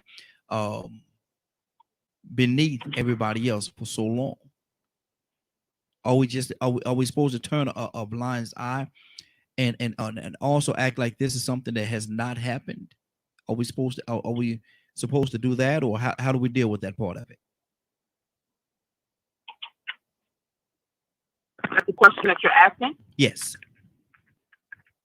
Okay, so no, we don't act like nothing. Listen, if I get into a fight with my boyfriend, I don't act like it never happened. Mm-hmm.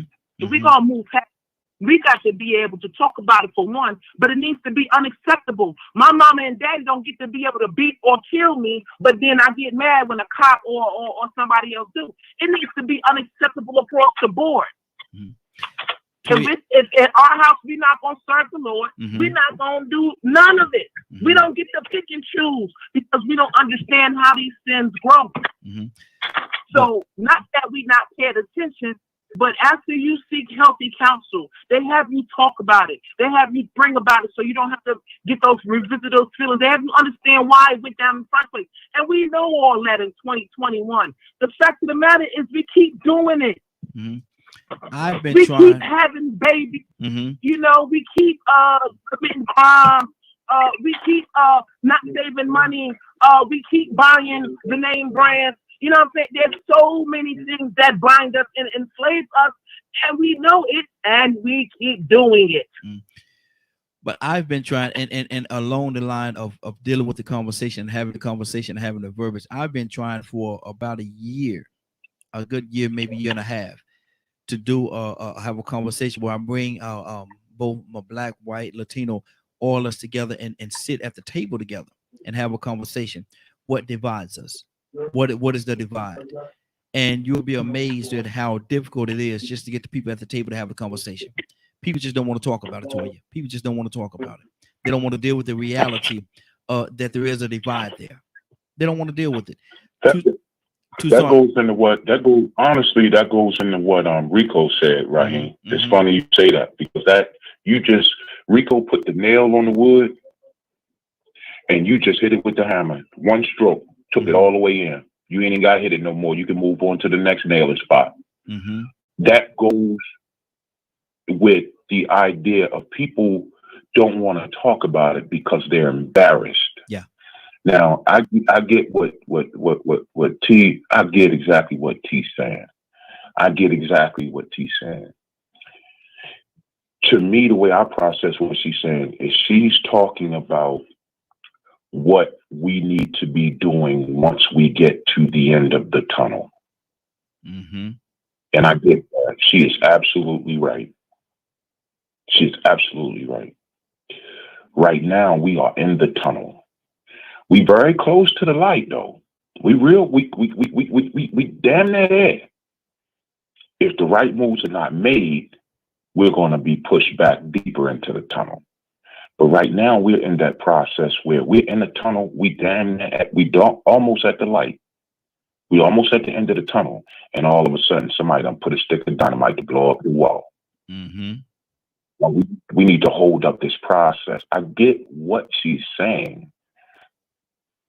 I just, particularly from what I know and what history has taught me, is that we have to accept that when you're God's people, you're God's people. That's number one. All right. And when God's people, okay, let's just keep it all the way 100. When you God's people, God will set you up to be triumphant and victorious over your oppressor. That's just how that works. He did the same thing with the Hebrews that came out of Egypt. He did the same thing with the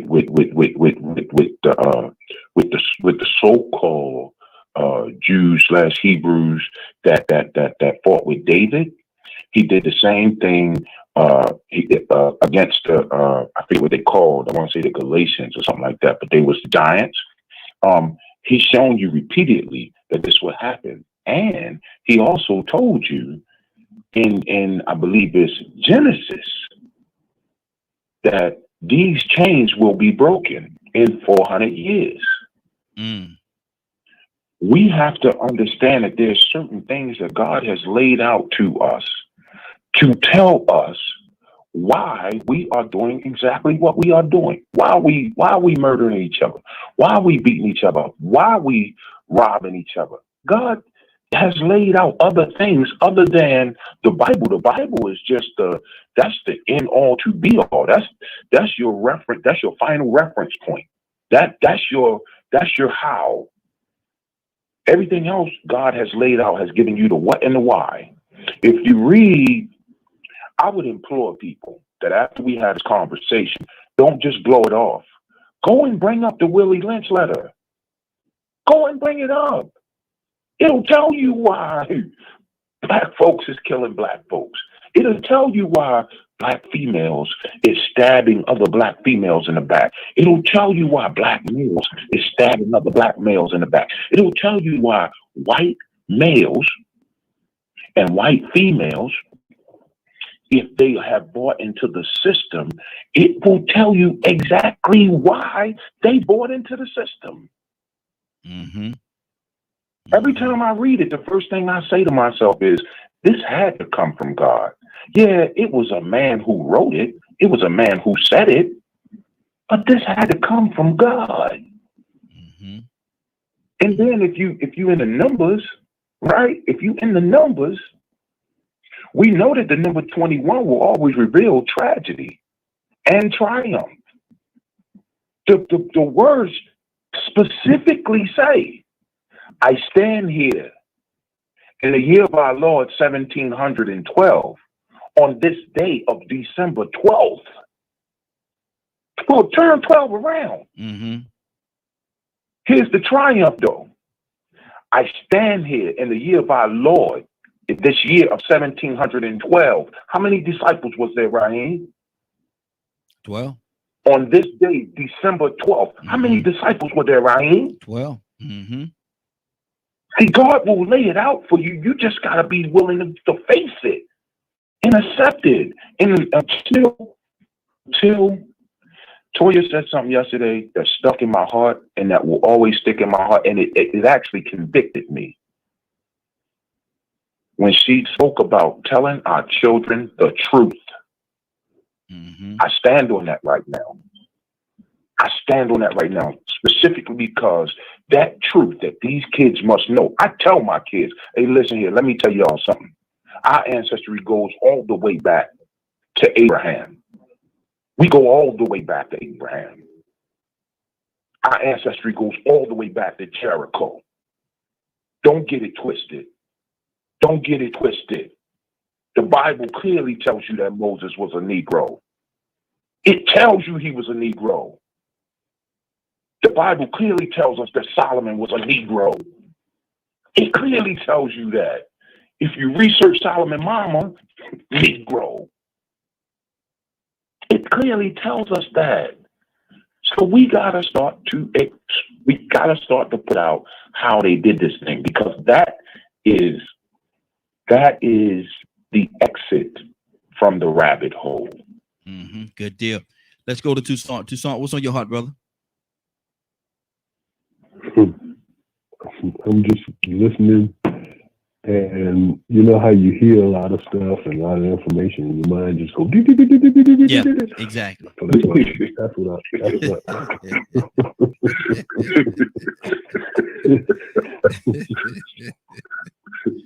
Wow. And but there's a Man, lot. You know what? Mm-hmm. But you know what? If you find out and get to the core of the information and where it all started, see what, and this is just me now. You might find out that there was a lot of illegal acts that came about to bring this country where it is. And those that are in authority and power to this point, their ancestors has done so much mischief that they go to jail. Yeah. For illegal gain. Especially because some of the treatment, you can't do a dog. Yeah, exactly. Exactly. Try it. Mm-hmm. Try. Okay, I don't care if you can go find you a mutt. You know what a mutt is, right? Yeah, exactly. Mixed breed. A stray dog. Mm-hmm. Just go find you a stray dog and put a rope around his neck and drag him down the street and see what happens to you. Oh, you locked up, brother. You locked up. Mm-hmm. Yeah, you locked up. They're gonna lock you up. And they call you savage. Mm-hmm. And that's why you said something. Somebody said something back to the table or something. Family meeting, family conversation. Yeah, family conversation. Mm-hmm.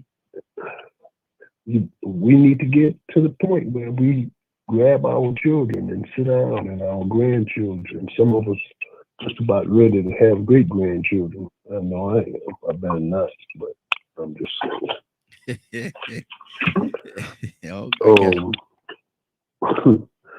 We got to talk to them. Mm-hmm. I had an opportunity. I was glad to have that opportunity to drive 2,000, 4,000, and wind up being 4,000 miles with my grandson. Mm-hmm. And I said, you sit up front with me,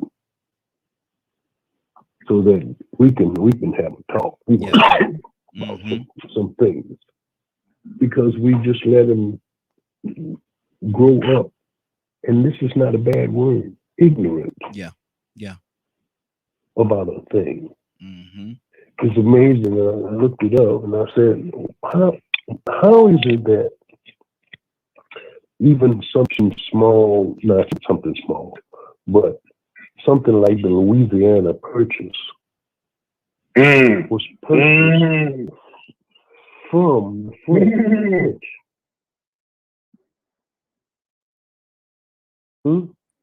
How did it happen?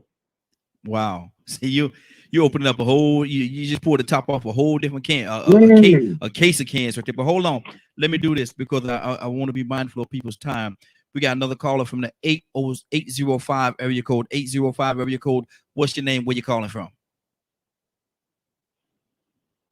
Hello, this is Paul.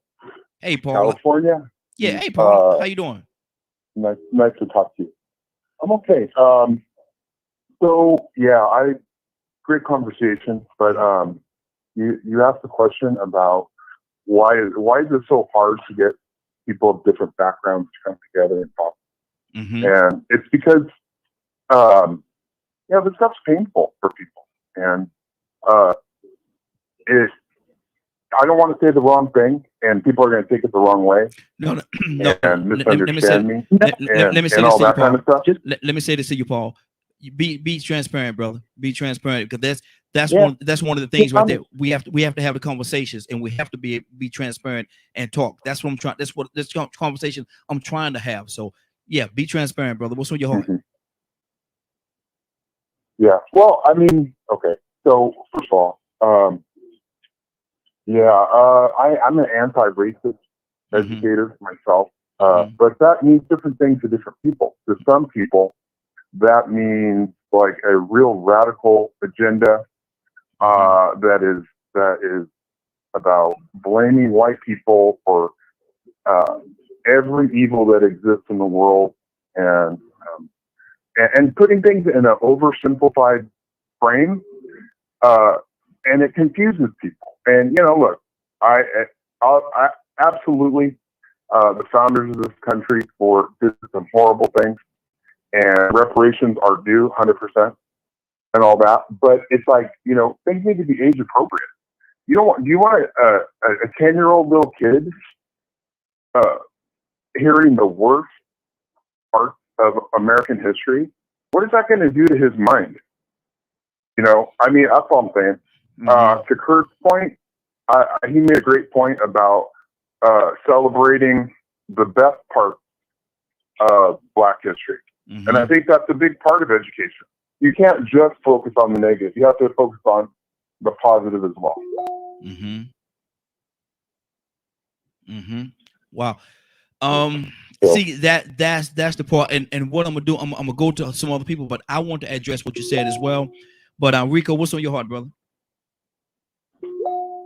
And that goes back to what I was saying earlier. You know, you put yourself in any human being's perspective or point of view. And if they found out that their father was a rapist or was Jeffrey Dahmer or their grandfather, imagine finding out your grandfather was a serial killer. And you were put up for adoption, or your mother was put up for adoption when she was young because they wanted to keep that from her. But now all of a sudden you go and do some research and you find out that your great-grandfather, your grandfather was this mass murderer that is known all across the United States. You might be embarrassed. It might be hard for you to deal with, to know that you got the blood of this sick individual pumping through your veins. So now when you go back and you think about white people being told about the past travesties, some of those were their ancestors. And it really is painful for them to even have to think about the fact that somebody that they looked up to or somebody that created their generational wealth attained it by abusing and raping and killing people, other human beings. So yeah, that's a hard understanding to take on it, you know, to undertake, you know, to accept. It is really hard to accept that.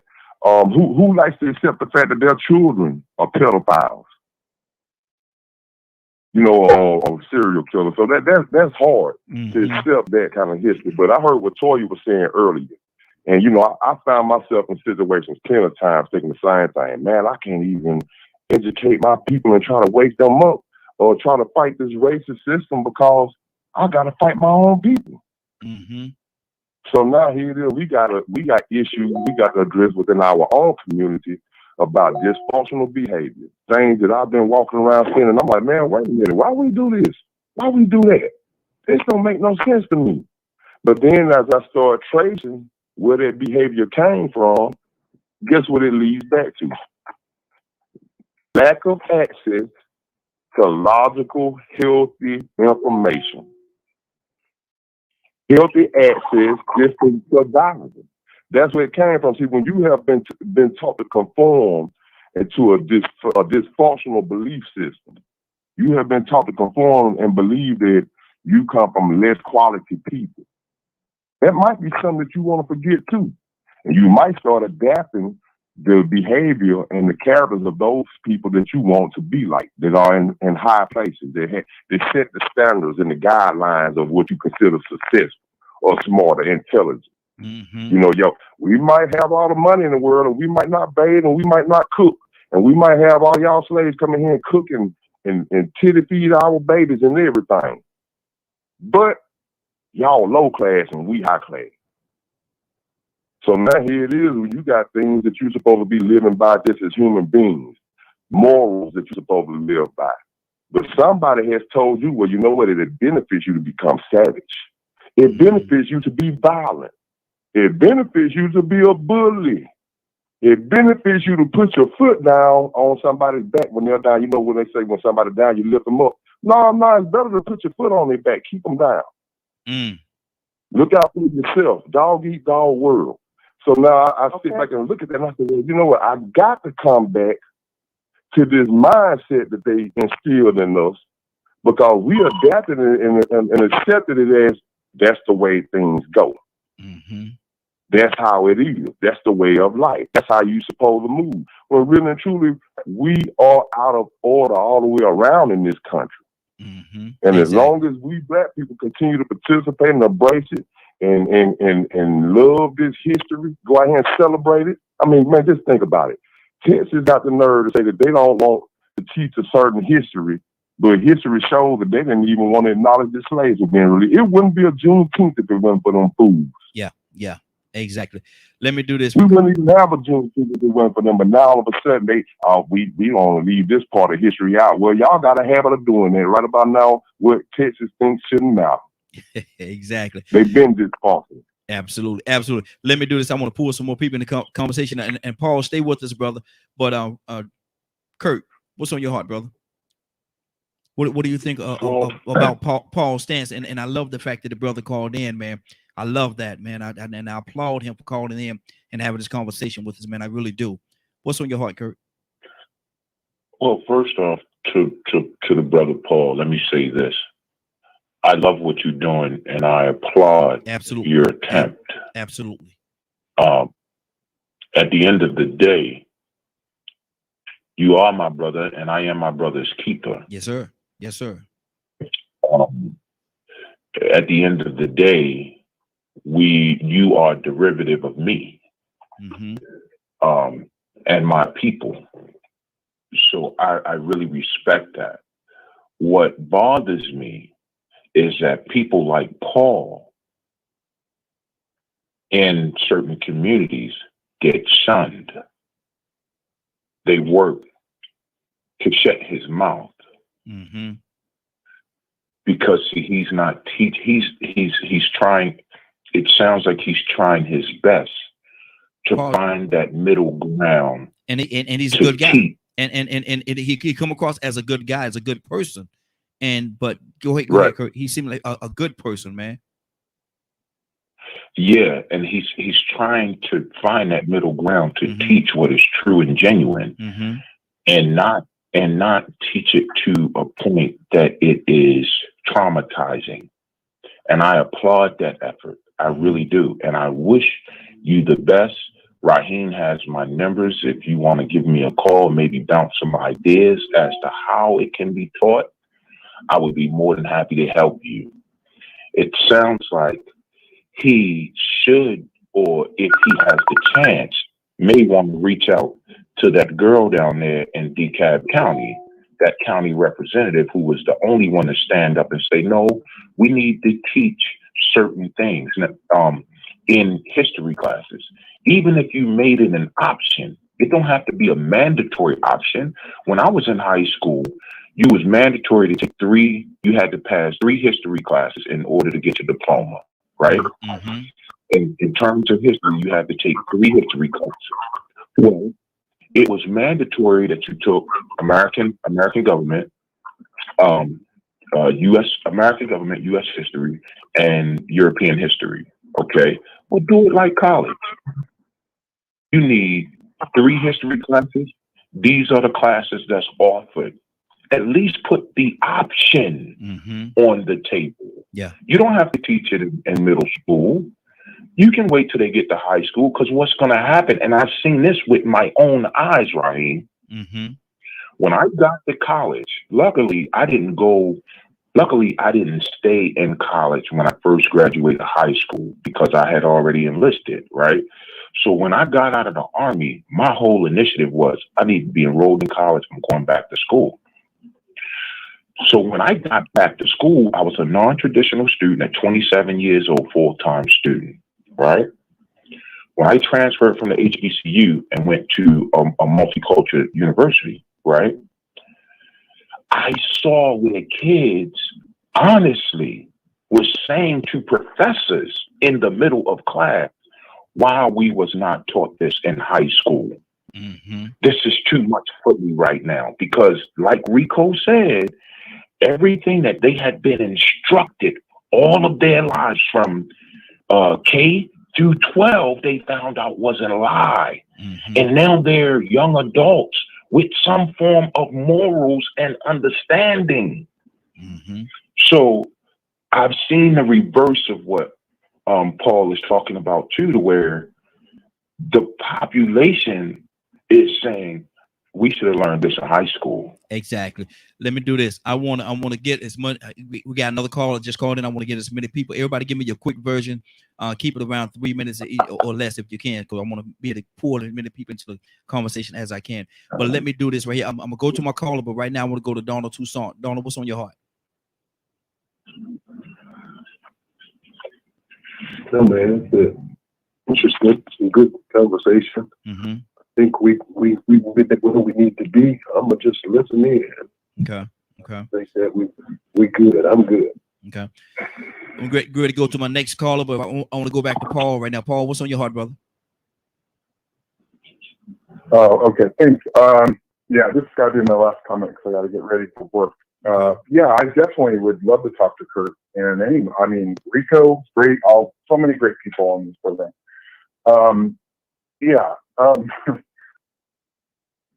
Wow, lots on my heart. Paul, I'm gonna tell you something. I don't even know how to put it. I don't even know how to put it into words. I appreciate you guys. I think most people think that we're heading in the right. Mm-hmm. Bless you. Yes, sir. Come on, Paul. You good, man? Hey. Come on, let's talk. Let's talk, Paul. You good? I'm gonna give him a chance to get together. Yeah, I think most people think we're heading in the right way, and there's so much hatred out there, and it's getting sick. Mm-hmm. Mm-hmm. Yeah, and see, we have to people like us that's on here right now. We have the what it takes to get past that and overcome that. But we have to come together, man. We really have to come together and do the things that we need to do to make that difference. Rico, you wanted to say something just now. Yeah, I mean, I wanted to say, man, it was good that he called in because, see, one thing we have to realize is that we will only have so much understanding from the outside looking in. But if we have any questions or any opinions, we need to talk to and sit down with the people that we have these questions about. Yeah. And that was big that he made that point that it might be traumatic for a child to learn that, but I can speak from the point of view of that black child that would have preferred to have known that at a younger age, because as I got older, I realized that I was trusting and believing and I don't even want to say indulging in, but embracing and embracing a system that I was really being deceived about. And it didn't feel good to run around and be feeling that everything was just easy and great. And then all of a sudden, when I hit real life, I started finding out, wait a minute, man, they're going to categorize you. They're going to stereotype you.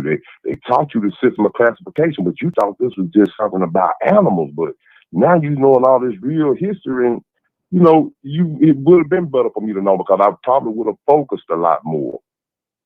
I probably would have taken it in a lot more when I was younger. So, when it affects a certain people, yeah, they should know where they came from or what they went through, because that builds pride. And like you said, if you don't know your history, it's doomed to repeat itself. But it's awesome that you reached out. The effort that's made was necessary for us to get past this. Absolutely. Because most people would probably look at us and just be like, oh, there they go mad black people again. I don't want to get in that. But you took the opportunity to say, well, wait a minute, man, let me ask some questions. Yeah, exactly. And that's why, I will forever compliment you for that, brother. Toyota T, what's on your heart? Well, the turning point for me clicked in my head when he spoke about being uncomfortable situation, right? But please understand, we're talking about abuse. You got physical, sexual, emotional, and this is what they've done. But from the abused kid, right? To have an adult conversation with my abuser, you don't think we know it's uncomfortable? Of course I knew it was uncomfortable for him, but do you think about how comfortable it was for me? And that's the problem. See, when I hear people who don't want to face it, I think about my abuser. Because I raised up past it. Trust me, on the inside, I wanted to kill him. But every time I go to talk to this grown man, it's been 30, 40 years, the Lord has dealt with me about it. He never want to talk about it. And that's the issue for me. But okay, I'm going to do what thus said the Lord. I ain't going to kill him, Lord, but I'm going to be cordial.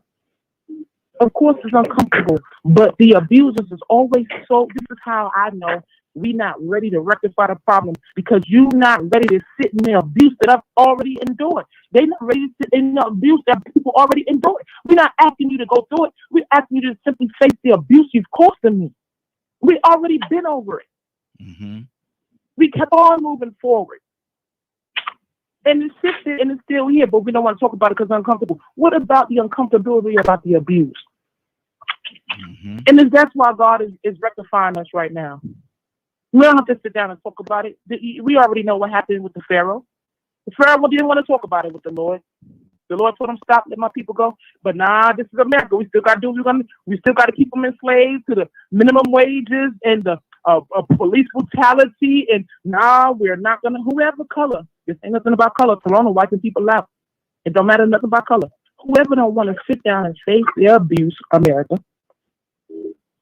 You cannot say to the abused, to the ones that are sitting in the wet pamper, that we don't want to talk about it because it's uncomfortable and you're the one that lets sit in the wet pamper. You know what I'm saying? But I get it. You know, the parents don't never want to face defects when they come, even if they're wrong. Regardless of what, I work too much. I don't ever have money for the pampers. I don't this, I don't that. That might be true. But you still don't want to face the fact that that's neglect to your child. And I think that's where we are in America. We just don't want to face their abuse. You know, it's hard to face. And at some point, you got to rectify it. Whether we become grown, stand up, and make them sit in their own pamper, it still got to be faced. Absolutely. Absolutely. Dr. Cook, good morning. How you doing this morning? Good morning to everyone. Good the young lady that was just speaking, she spoke so much wisdom. She spoke it all. I'm saying it's just like you have a problem. If you are an addict, you got to accept that you are an addict and accept what the solutions are. Discuss the solutions. That's the only way you're going to heal. And you have to say that there is a problem and move forward from the problem by assisting and helping that problem. And no one wants to accept the fact that there's a problem. There's going to continue to be one. And I was just looking at how she was breaking it down. She broke it down exactly how it should be. There are many people that do not want to face that fact. Many people do not want to give up their power. And they don't realize that power is a sickness, is an addiction. You got to get rid of that. And in order for the entire world to heal, everyone got to work together and work on the solution. That's the only way we're going to heal. Exactly.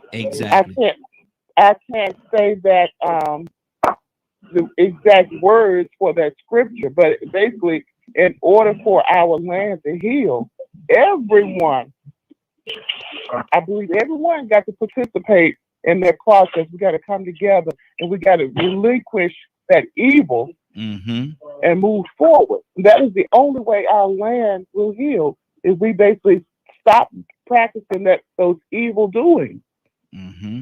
Exactly. That's the only way our land will heal. Anybody else have anything? I'm jumping around. Anybody else have anything on the heart right now? You know, I had something about I think it was Cassandra talking about facing the facts and the abused and the abuser. You know, that. Yes. So here's where the problem comes in.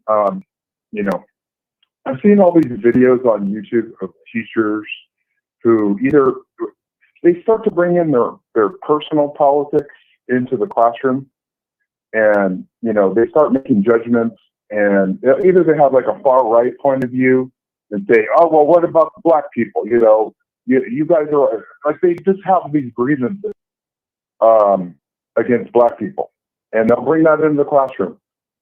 Or somebody on the other side has a grievance against white people, and they'll say, oh, you know, white people are just bad, and all this kind of real simple-minded stuff, you know, and it's very distracting. I'm not saying Cassandra was saying that. I think it's Cassandra. But you know, when you boil it down to like confront the abuser, well, who's the abuser? Are you telling me this little white kid who's 9 years old or something in a classroom, he's an abuser?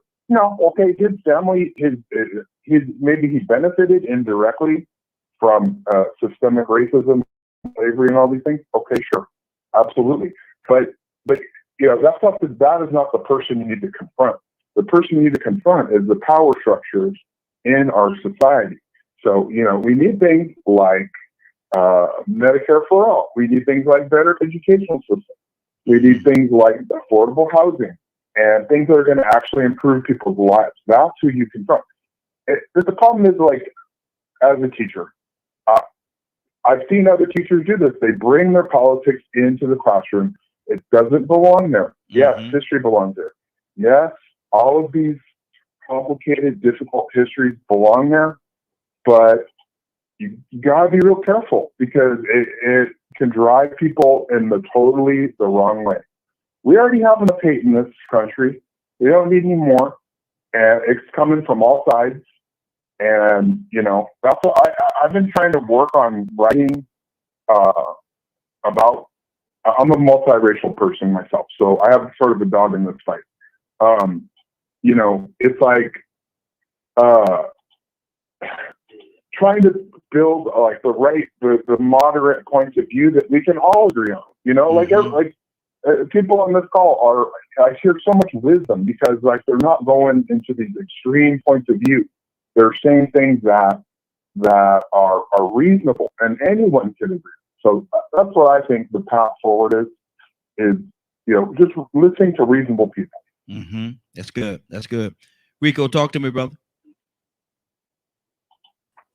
You know, what he's saying is very, and what we have to do, we have to remember that light is right. Light is right.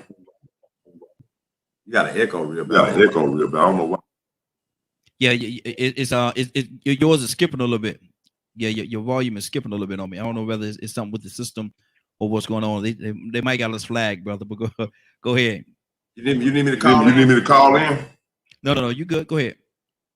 Okay. Well, you know, when you look at the situation, wrong is wrong. You also understand that you ought to hold those children accountable. But what you're saying that for everybody, housing for everybody, passion. You start at a young age. This sponge right here, very young age. It's beliefs. It's beliefs. So when you start teaching them history of what was wrong about it, sometimes we celebrate accomplishments in American history. And greater It really was history. It came on the backs of somebody, somebody lost. Mm-hmm. So when you find out somebody lost, in America, like, you know, understand that Native Americans might not feel too. Imagine a Native American actually celebrating Columbus discovered America. Embracing that. Mm-hmm. That would be quite dysfunctional. So now you wake up, you realize that people. You wake up and you realize it's black things that really and truly you have been supporting things that really and truly maybe even us. White people need to understand that too. Mm-hmm. Therefore, you want to build a future community that has compassion for those that need health care, housing. For those that need equality across the board, it's easier for you to understand. So look, even though I didn't have to deal with that, even though I didn't come from this situation, I definitely need to make sure that they have solutions. Because there is a trickle-down effect that Christians don't cause that situation that they're in. It might be a mindset because this situation that they're in. But just being considerate of those and understanding that everybody does move there and stuff like that. That's the reason why you start. Because a lot of times somebody turns 14 years old, they pretty much already figured out which direction. They pretty much already figured out which direction they want to go in. Okay. Rico, go out and come back in because it's a little choppy with your audio. So go out and come back in. Let's see will that rectify the situation right there. So try that for me. Kurt, what's on your heart, brother? Kurt, you there? What's on my right here. I had to hit the mute button. What's on my heart in reference to what we're talking about?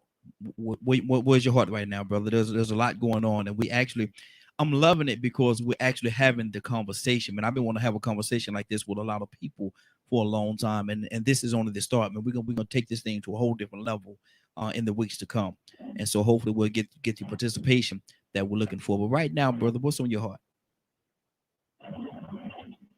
Well, you know, it is my belief that if America can create an opportunity that people like Paul, if the system can get out its own way and allow for people like Paul to do what they do,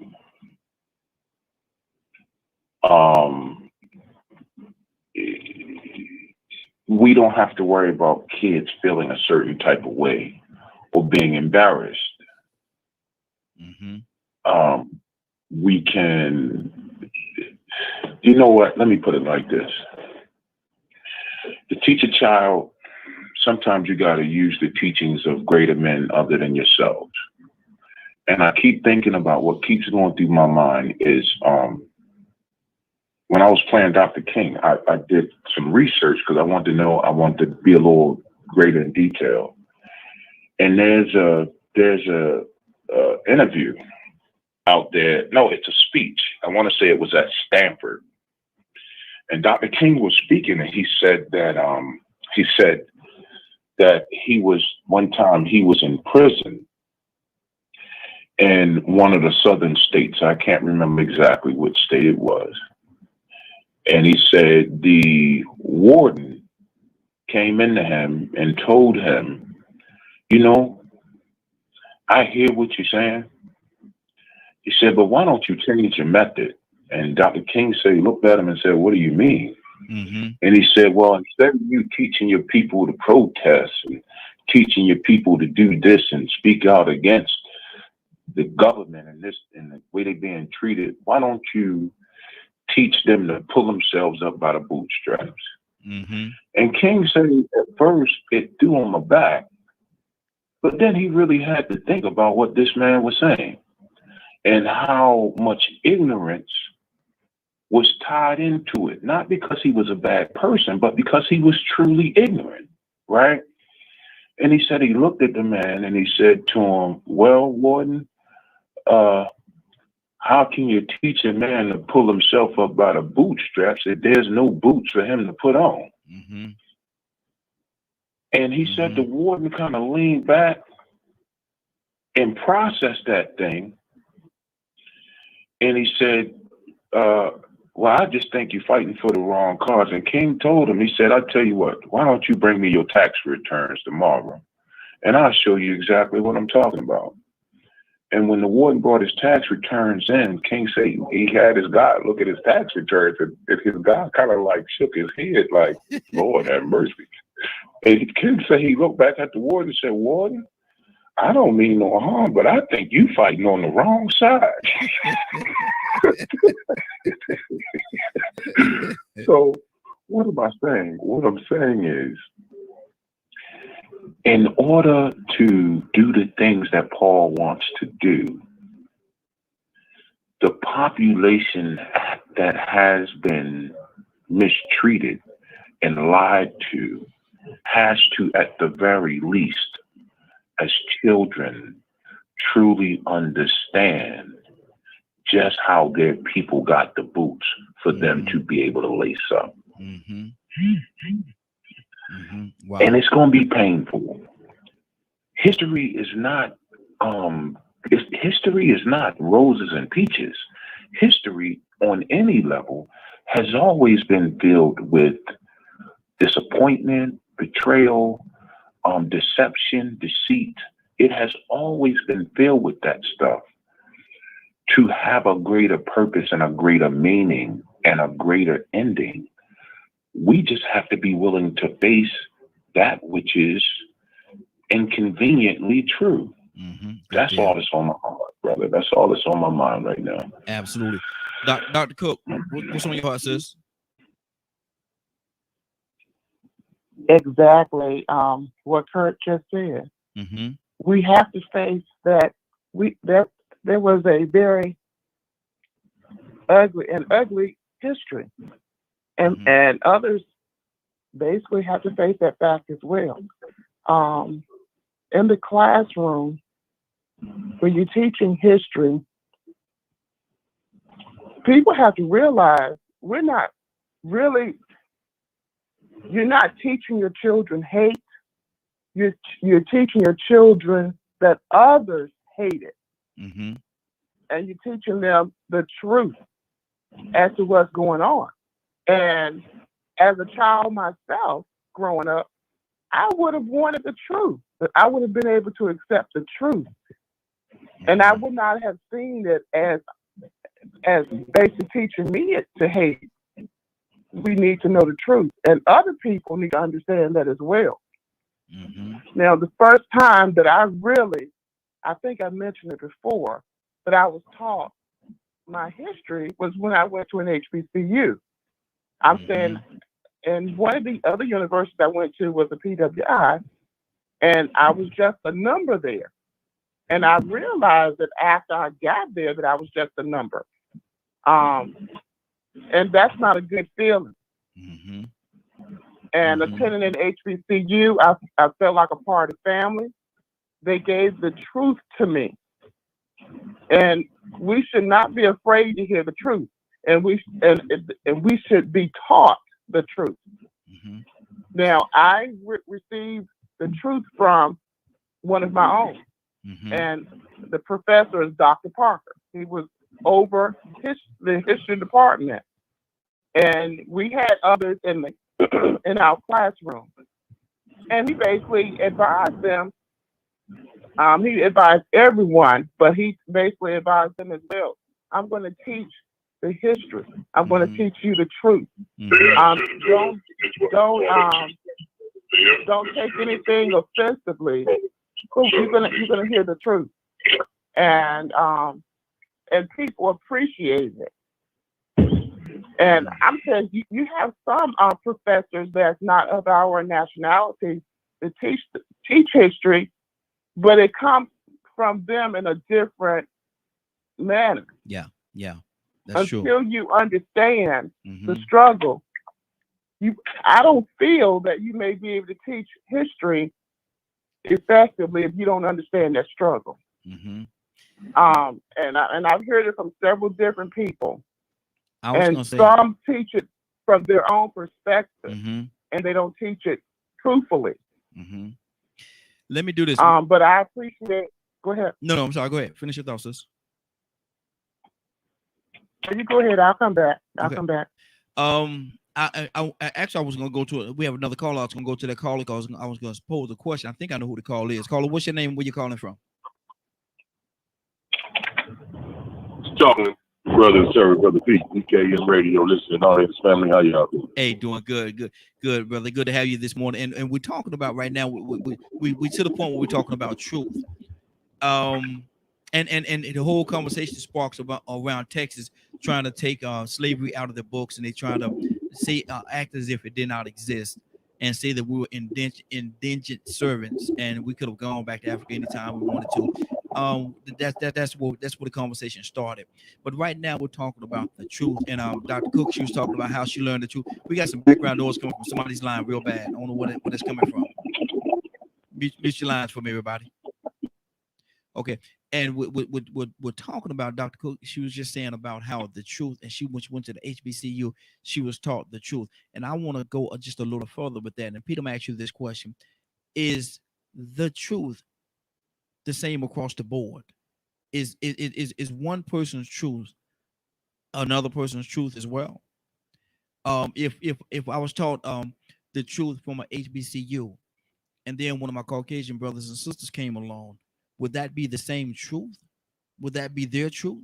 Or would that be my truth from my perspective? Well, the truth as a principle, in essence, as the truth being a thing and existing, proclaims itself in everything, regardless of our perspectives, opinions, or experience, or anything else. Okay? Now, facts can support the truth, but the truth reigns supreme in everything. No, not always. Depends on what you know. Depends on what knowledge or information you have acquired or been exposed to. Because a complete, total lie, a fallacy, may be your truth. We in a society where they created a concept of an ethnic group based off of skin pigment, and has affected a whole people's mentality, feelings, their whole being has been disrupted, off balance from the truth. And that lie has become many of their truth. Mm-hmm.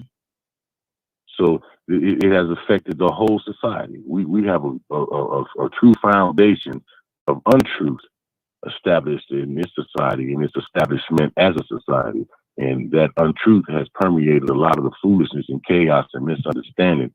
And truthfully, the real dangerous things that go on in this society today. When you study history, history as a whole is told by the conqueror, the dominator, the winner.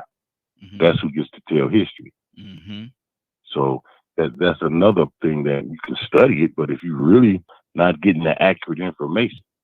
So if we want to be truthful, they want to take slavery out of the book. You were indentured servants, you worked, and whatever that concept was in their mind, and now that's over with, and you could have went on back home or whatever. Well, guess what then? Since that's the case, then we should just take the stuff that we worked for because we didn't get properly paid. That's our concept. And you owe. So then move out your house, move out the way, strip down butt naked, take all the gold, silver fillings out your mouth. You can't take nothing. Go to the edge of where the water meets land and swim away from here butt naked. That's our truth. That's our truth. Because you owe me. So now my truth is you got to get the heck up out of here today. Mm-hmm. It's time for you to go. And I'm taking possession of all of my stuff. Wow. How about that? Since that's my truth. So what kind of issues would that cause if I say that's my truth? Mm-hmm. That nice house you living in, that expensive car you driving, that nice lifestyle that you have was provided by my people working as indentured servants, and you didn't pay them properly. So I'm coming to collect. Yeah, you got to go. Mm-hmm. Rico, what's on your heart? My system of law says I don't agree with your system of law. Exactly. Rico? I think truth is the same across the board. It's just a matter of how it affects people. Mm-hmm. Now, if it affects people negatively, the people that it affects positively might not want to accept that because they don't see the negative side of it. Well, if it worked for me, it should have worked for you. You must have did something wrong. No, maybe there's a such thing as bias. So, that was another reason why you should teach it as a young child, because we always teach our children to be fair. But then when you teach them a history that says, you know what, man, we just gonna teach you the good parts and we ain't gonna reveal to you how it was an advantage to you, but it was a disadvantage to others. Then you aren't treating fairly. You leaving some out. So you ain't essentially lying, but you manipulating the whole truth. You're not telling the whole truth about how other people were affected, how it had a negative consequence. So now here it is. I saw what Public Citizen said about not feeling good about the non-whiteness. Well, as a young black man going to a majority white school, learning history and seeing all these photos of black people in the bad place, guess how bad I felt when they talked about slavery. Because every time you turn around, you're seeing these white folks all up in positions of prominence. Everything was just good and white and happy. Mm-hmm. But every time I seen pictures of black folk, we was in despair, being minstrel. I'm sorry, boss. You look at these old movies, it's embarrassing. I know we did better than that. I know it was better representation of black people than that. But we want to talk about embarrassing. We want to talk about being ashamed of your non-whiteness or your whiteness. I was ashamed to be black sometimes in those history classes. Mm-hmm. So I had to go ahead and be the one that stood up and called it out. Because I knew they were going to receive it as that's the best that we could do. The reason why we were in that position, because number one, we weren't intelligent enough. They were helping us. If it wasn't for them, we wouldn't be in the position that we are now. We would be in sticks and grass skirts. Good Lord. Scraping up dirt and eating cornmeal. That's what they want us to think. So now you look at all these historic pictures. You go and look at all these different courthouses and see the justices riding with the Ku Klux Klan, and then you see little small pictures of black people in the back doing slave stuff.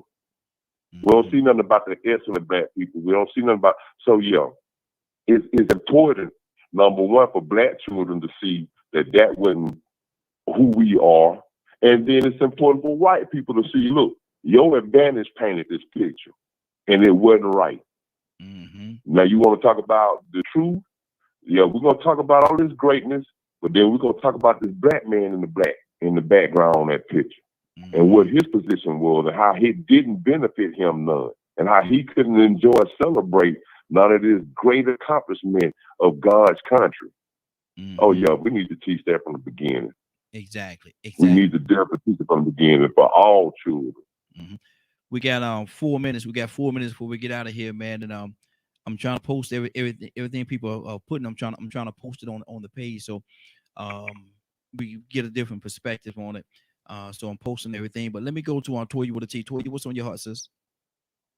Quick version. We only got 3 minutes. Yeah, absolutely. I know. No, man. I just think it's very important, Raheem. Again, let me thank you for bringing this platform. But no, it's very important that we all, as adults, when I tell you we all need to sit down, all races, old people with young people, different religions, we all need to sit down as human beings, man, and getting ready to face not only the things we've casted upon each other, but the things that we've grabbed a hold to that we call culture that helps us look over what somebody else is doing, man. And I think this is the platform to open the gateway, long as everybody is going to be willing to come with honesty and integrity, because God knows the truth, and that's all He's working on. So let me thank you again. Let me thank everybody on this platform for their feedback, their background, just coming to be honest, man. I love y'all so much, man. Hey, love you too, sis. Keep it up. Absolutely. Let me go to Paul. Are you still with us? I think we may have lost Paul. Donald Toussaint, you've been quiet for a minute, brother. What's on your heart? It reminds me of when the new Pharaoh again looked at these people and he said, "Look, the children of Israel are more and mighty than we. Come, let us deal shrewdly with them, lest they multiply." And it happened in the event of war that they also join our enemies and fight against us. So go up out of the land. And it goes on and on and on again. History repeats itself. Exactly. Every time you get a chance to rise, they try to figure out a way to bring you back down. I don't have much. Good conversation, right? Hey, appreciate you, brother. To God be the Good glory. conversation. Yes, sir. Yes, sir. To God be the glory. Curtis, what's on your heart? Quick version, brother.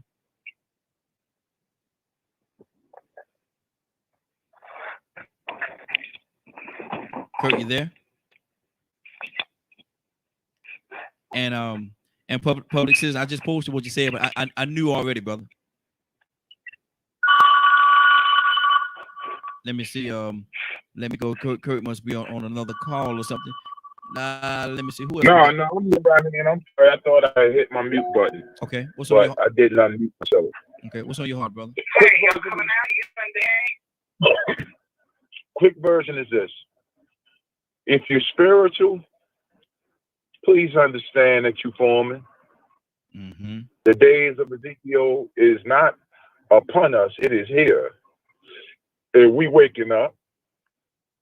If you're not spiritual and you just living your life from a humanistic point of view, that's not to say that you're a bad person. But please understand that the human existence in any given society and or culture and or subculture, subset, however you want to put it, will eventually arrive at truth. So I think it's time that we start preparing our younger generations for truth, because we've been lying to them for a long time. Exactly. And public citizen said he is Paul, just for the record, so everybody know that's public citizen that called Dan. And so I definitely appreciate that, brother, man. Definitely appreciate you. It's time for us to get out of here. Man. It's time for us to get out of here, man. And he don't get a chance to call in that often, so I really appreciate it when he do, man. So public citizen Paul, thank you, brother. Definitely appreciate you. Rico, what's going on at 3:00 today, sir? If you missed today's show and would like to catch it in its full entirety, tune in at 3 p.m. Eastern Standard Time on www.dklmedia.com or on Facebook at www.dklmedia1.1. Absolutely. Let's go to Brother P. Brother Pete. Peter, you still there? Might have lost Peter at the last moment there. So I'm gonna go to my backup plan. Toy with a T. Pray us out, sis. Father, let me thank you for another glorious day, Lord. Let us thank you for another opportunity to come together and be able to discuss the things that are going to help heal our land, heal our generations, and heal our souls, Lord. We want to thank you for all your mercy, honor, and praise, and we want to ask to continue to guide and protect us as we continue to try to do what is your will. We thank you, we love you, and we praise you. In Jesus' name, amen. Amen. In my closing, I'm going to put my the picture up here of the event that we got. Promises. It's going to be an adult prom. It's going to be September the 25th. So if you did not have an opportunity to go to the prom with your loved one that you're with right now, you didn't get a chance to go to your a high school prom or whatever, this is an adult prom. This is an adult prom, and the doors are open. I want you to come out and have a good time with us. It's going to be Saturday, September the 25th, starting at 8 o'clock. It's going to be all the activities going to be there. The full DJ, the lighting, the food, everything's going to be there. Yeah, everything that you expect in a prom is. I was going to say something else, but I'm gonna hold that information for a little bit later on. But everything that you expect in a prom is going to be there. So if you want to have a great evening with your loved one, come out and celebrate with us. This is Promises, an adult prom, September the 25th.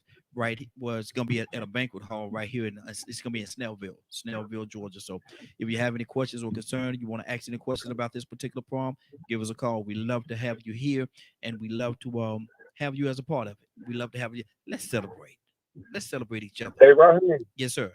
Hey, Raheem. Yes, sir. Hey, check your phone, man. I sent you a photo. I want you to peep it out. Just to peek some thought, especially about what we were talking about today. Okay. Check your phone. As soon as I get finished, I definitely will. But listen, we're about to get out of here. It is now 10:03. I want to thank everybody for joining us, and more than that, I want to thank you for allowing DKM Media Group and Associates and the Morning Glow for being a part of your day. This has been a great broadcast. If you don't mind, I want each and every one of you to share the broadcast. Everybody mute your line. Got some background noise going on. Mute your line for me. I want everybody, if you don't mind doing so, to share the broadcast, and one more time, share this broadcast. I think this is something that everybody needs to hear. It is now 10:04. You're about to exit the Morning Glow, but before you go, I want you to do me two favors, if you will. Hold on. Let me, so you can help others get through their we got some stuff going. It's not enough. There we go. Then we get rid of that. Okay. Now I'm gonna do this again. It's 10:04. You're about to exit the Morning Glow, but before you go, I want you to do me two favors, if you will. One, I want you to continue to pray for us because we're certainly praying for each and every one of you. Number two, why this is real simple. I want you to go out there, find somebody, and give them a hug because you never know. It could be the only hug that they get, or it could very well be their last. Love you, and ain't nothing you can do about it. Have a great day and a better tomorrow. Now we shine some of this light on you from the Morning Glow. Take it out there into this wicked and cruel world that we live in, and let your light so shine. If you get an opportunity, give somebody some love. You just might find some love in return. Won't that be a beautiful thing? You'll have a great day. Take care of each other and be blessed.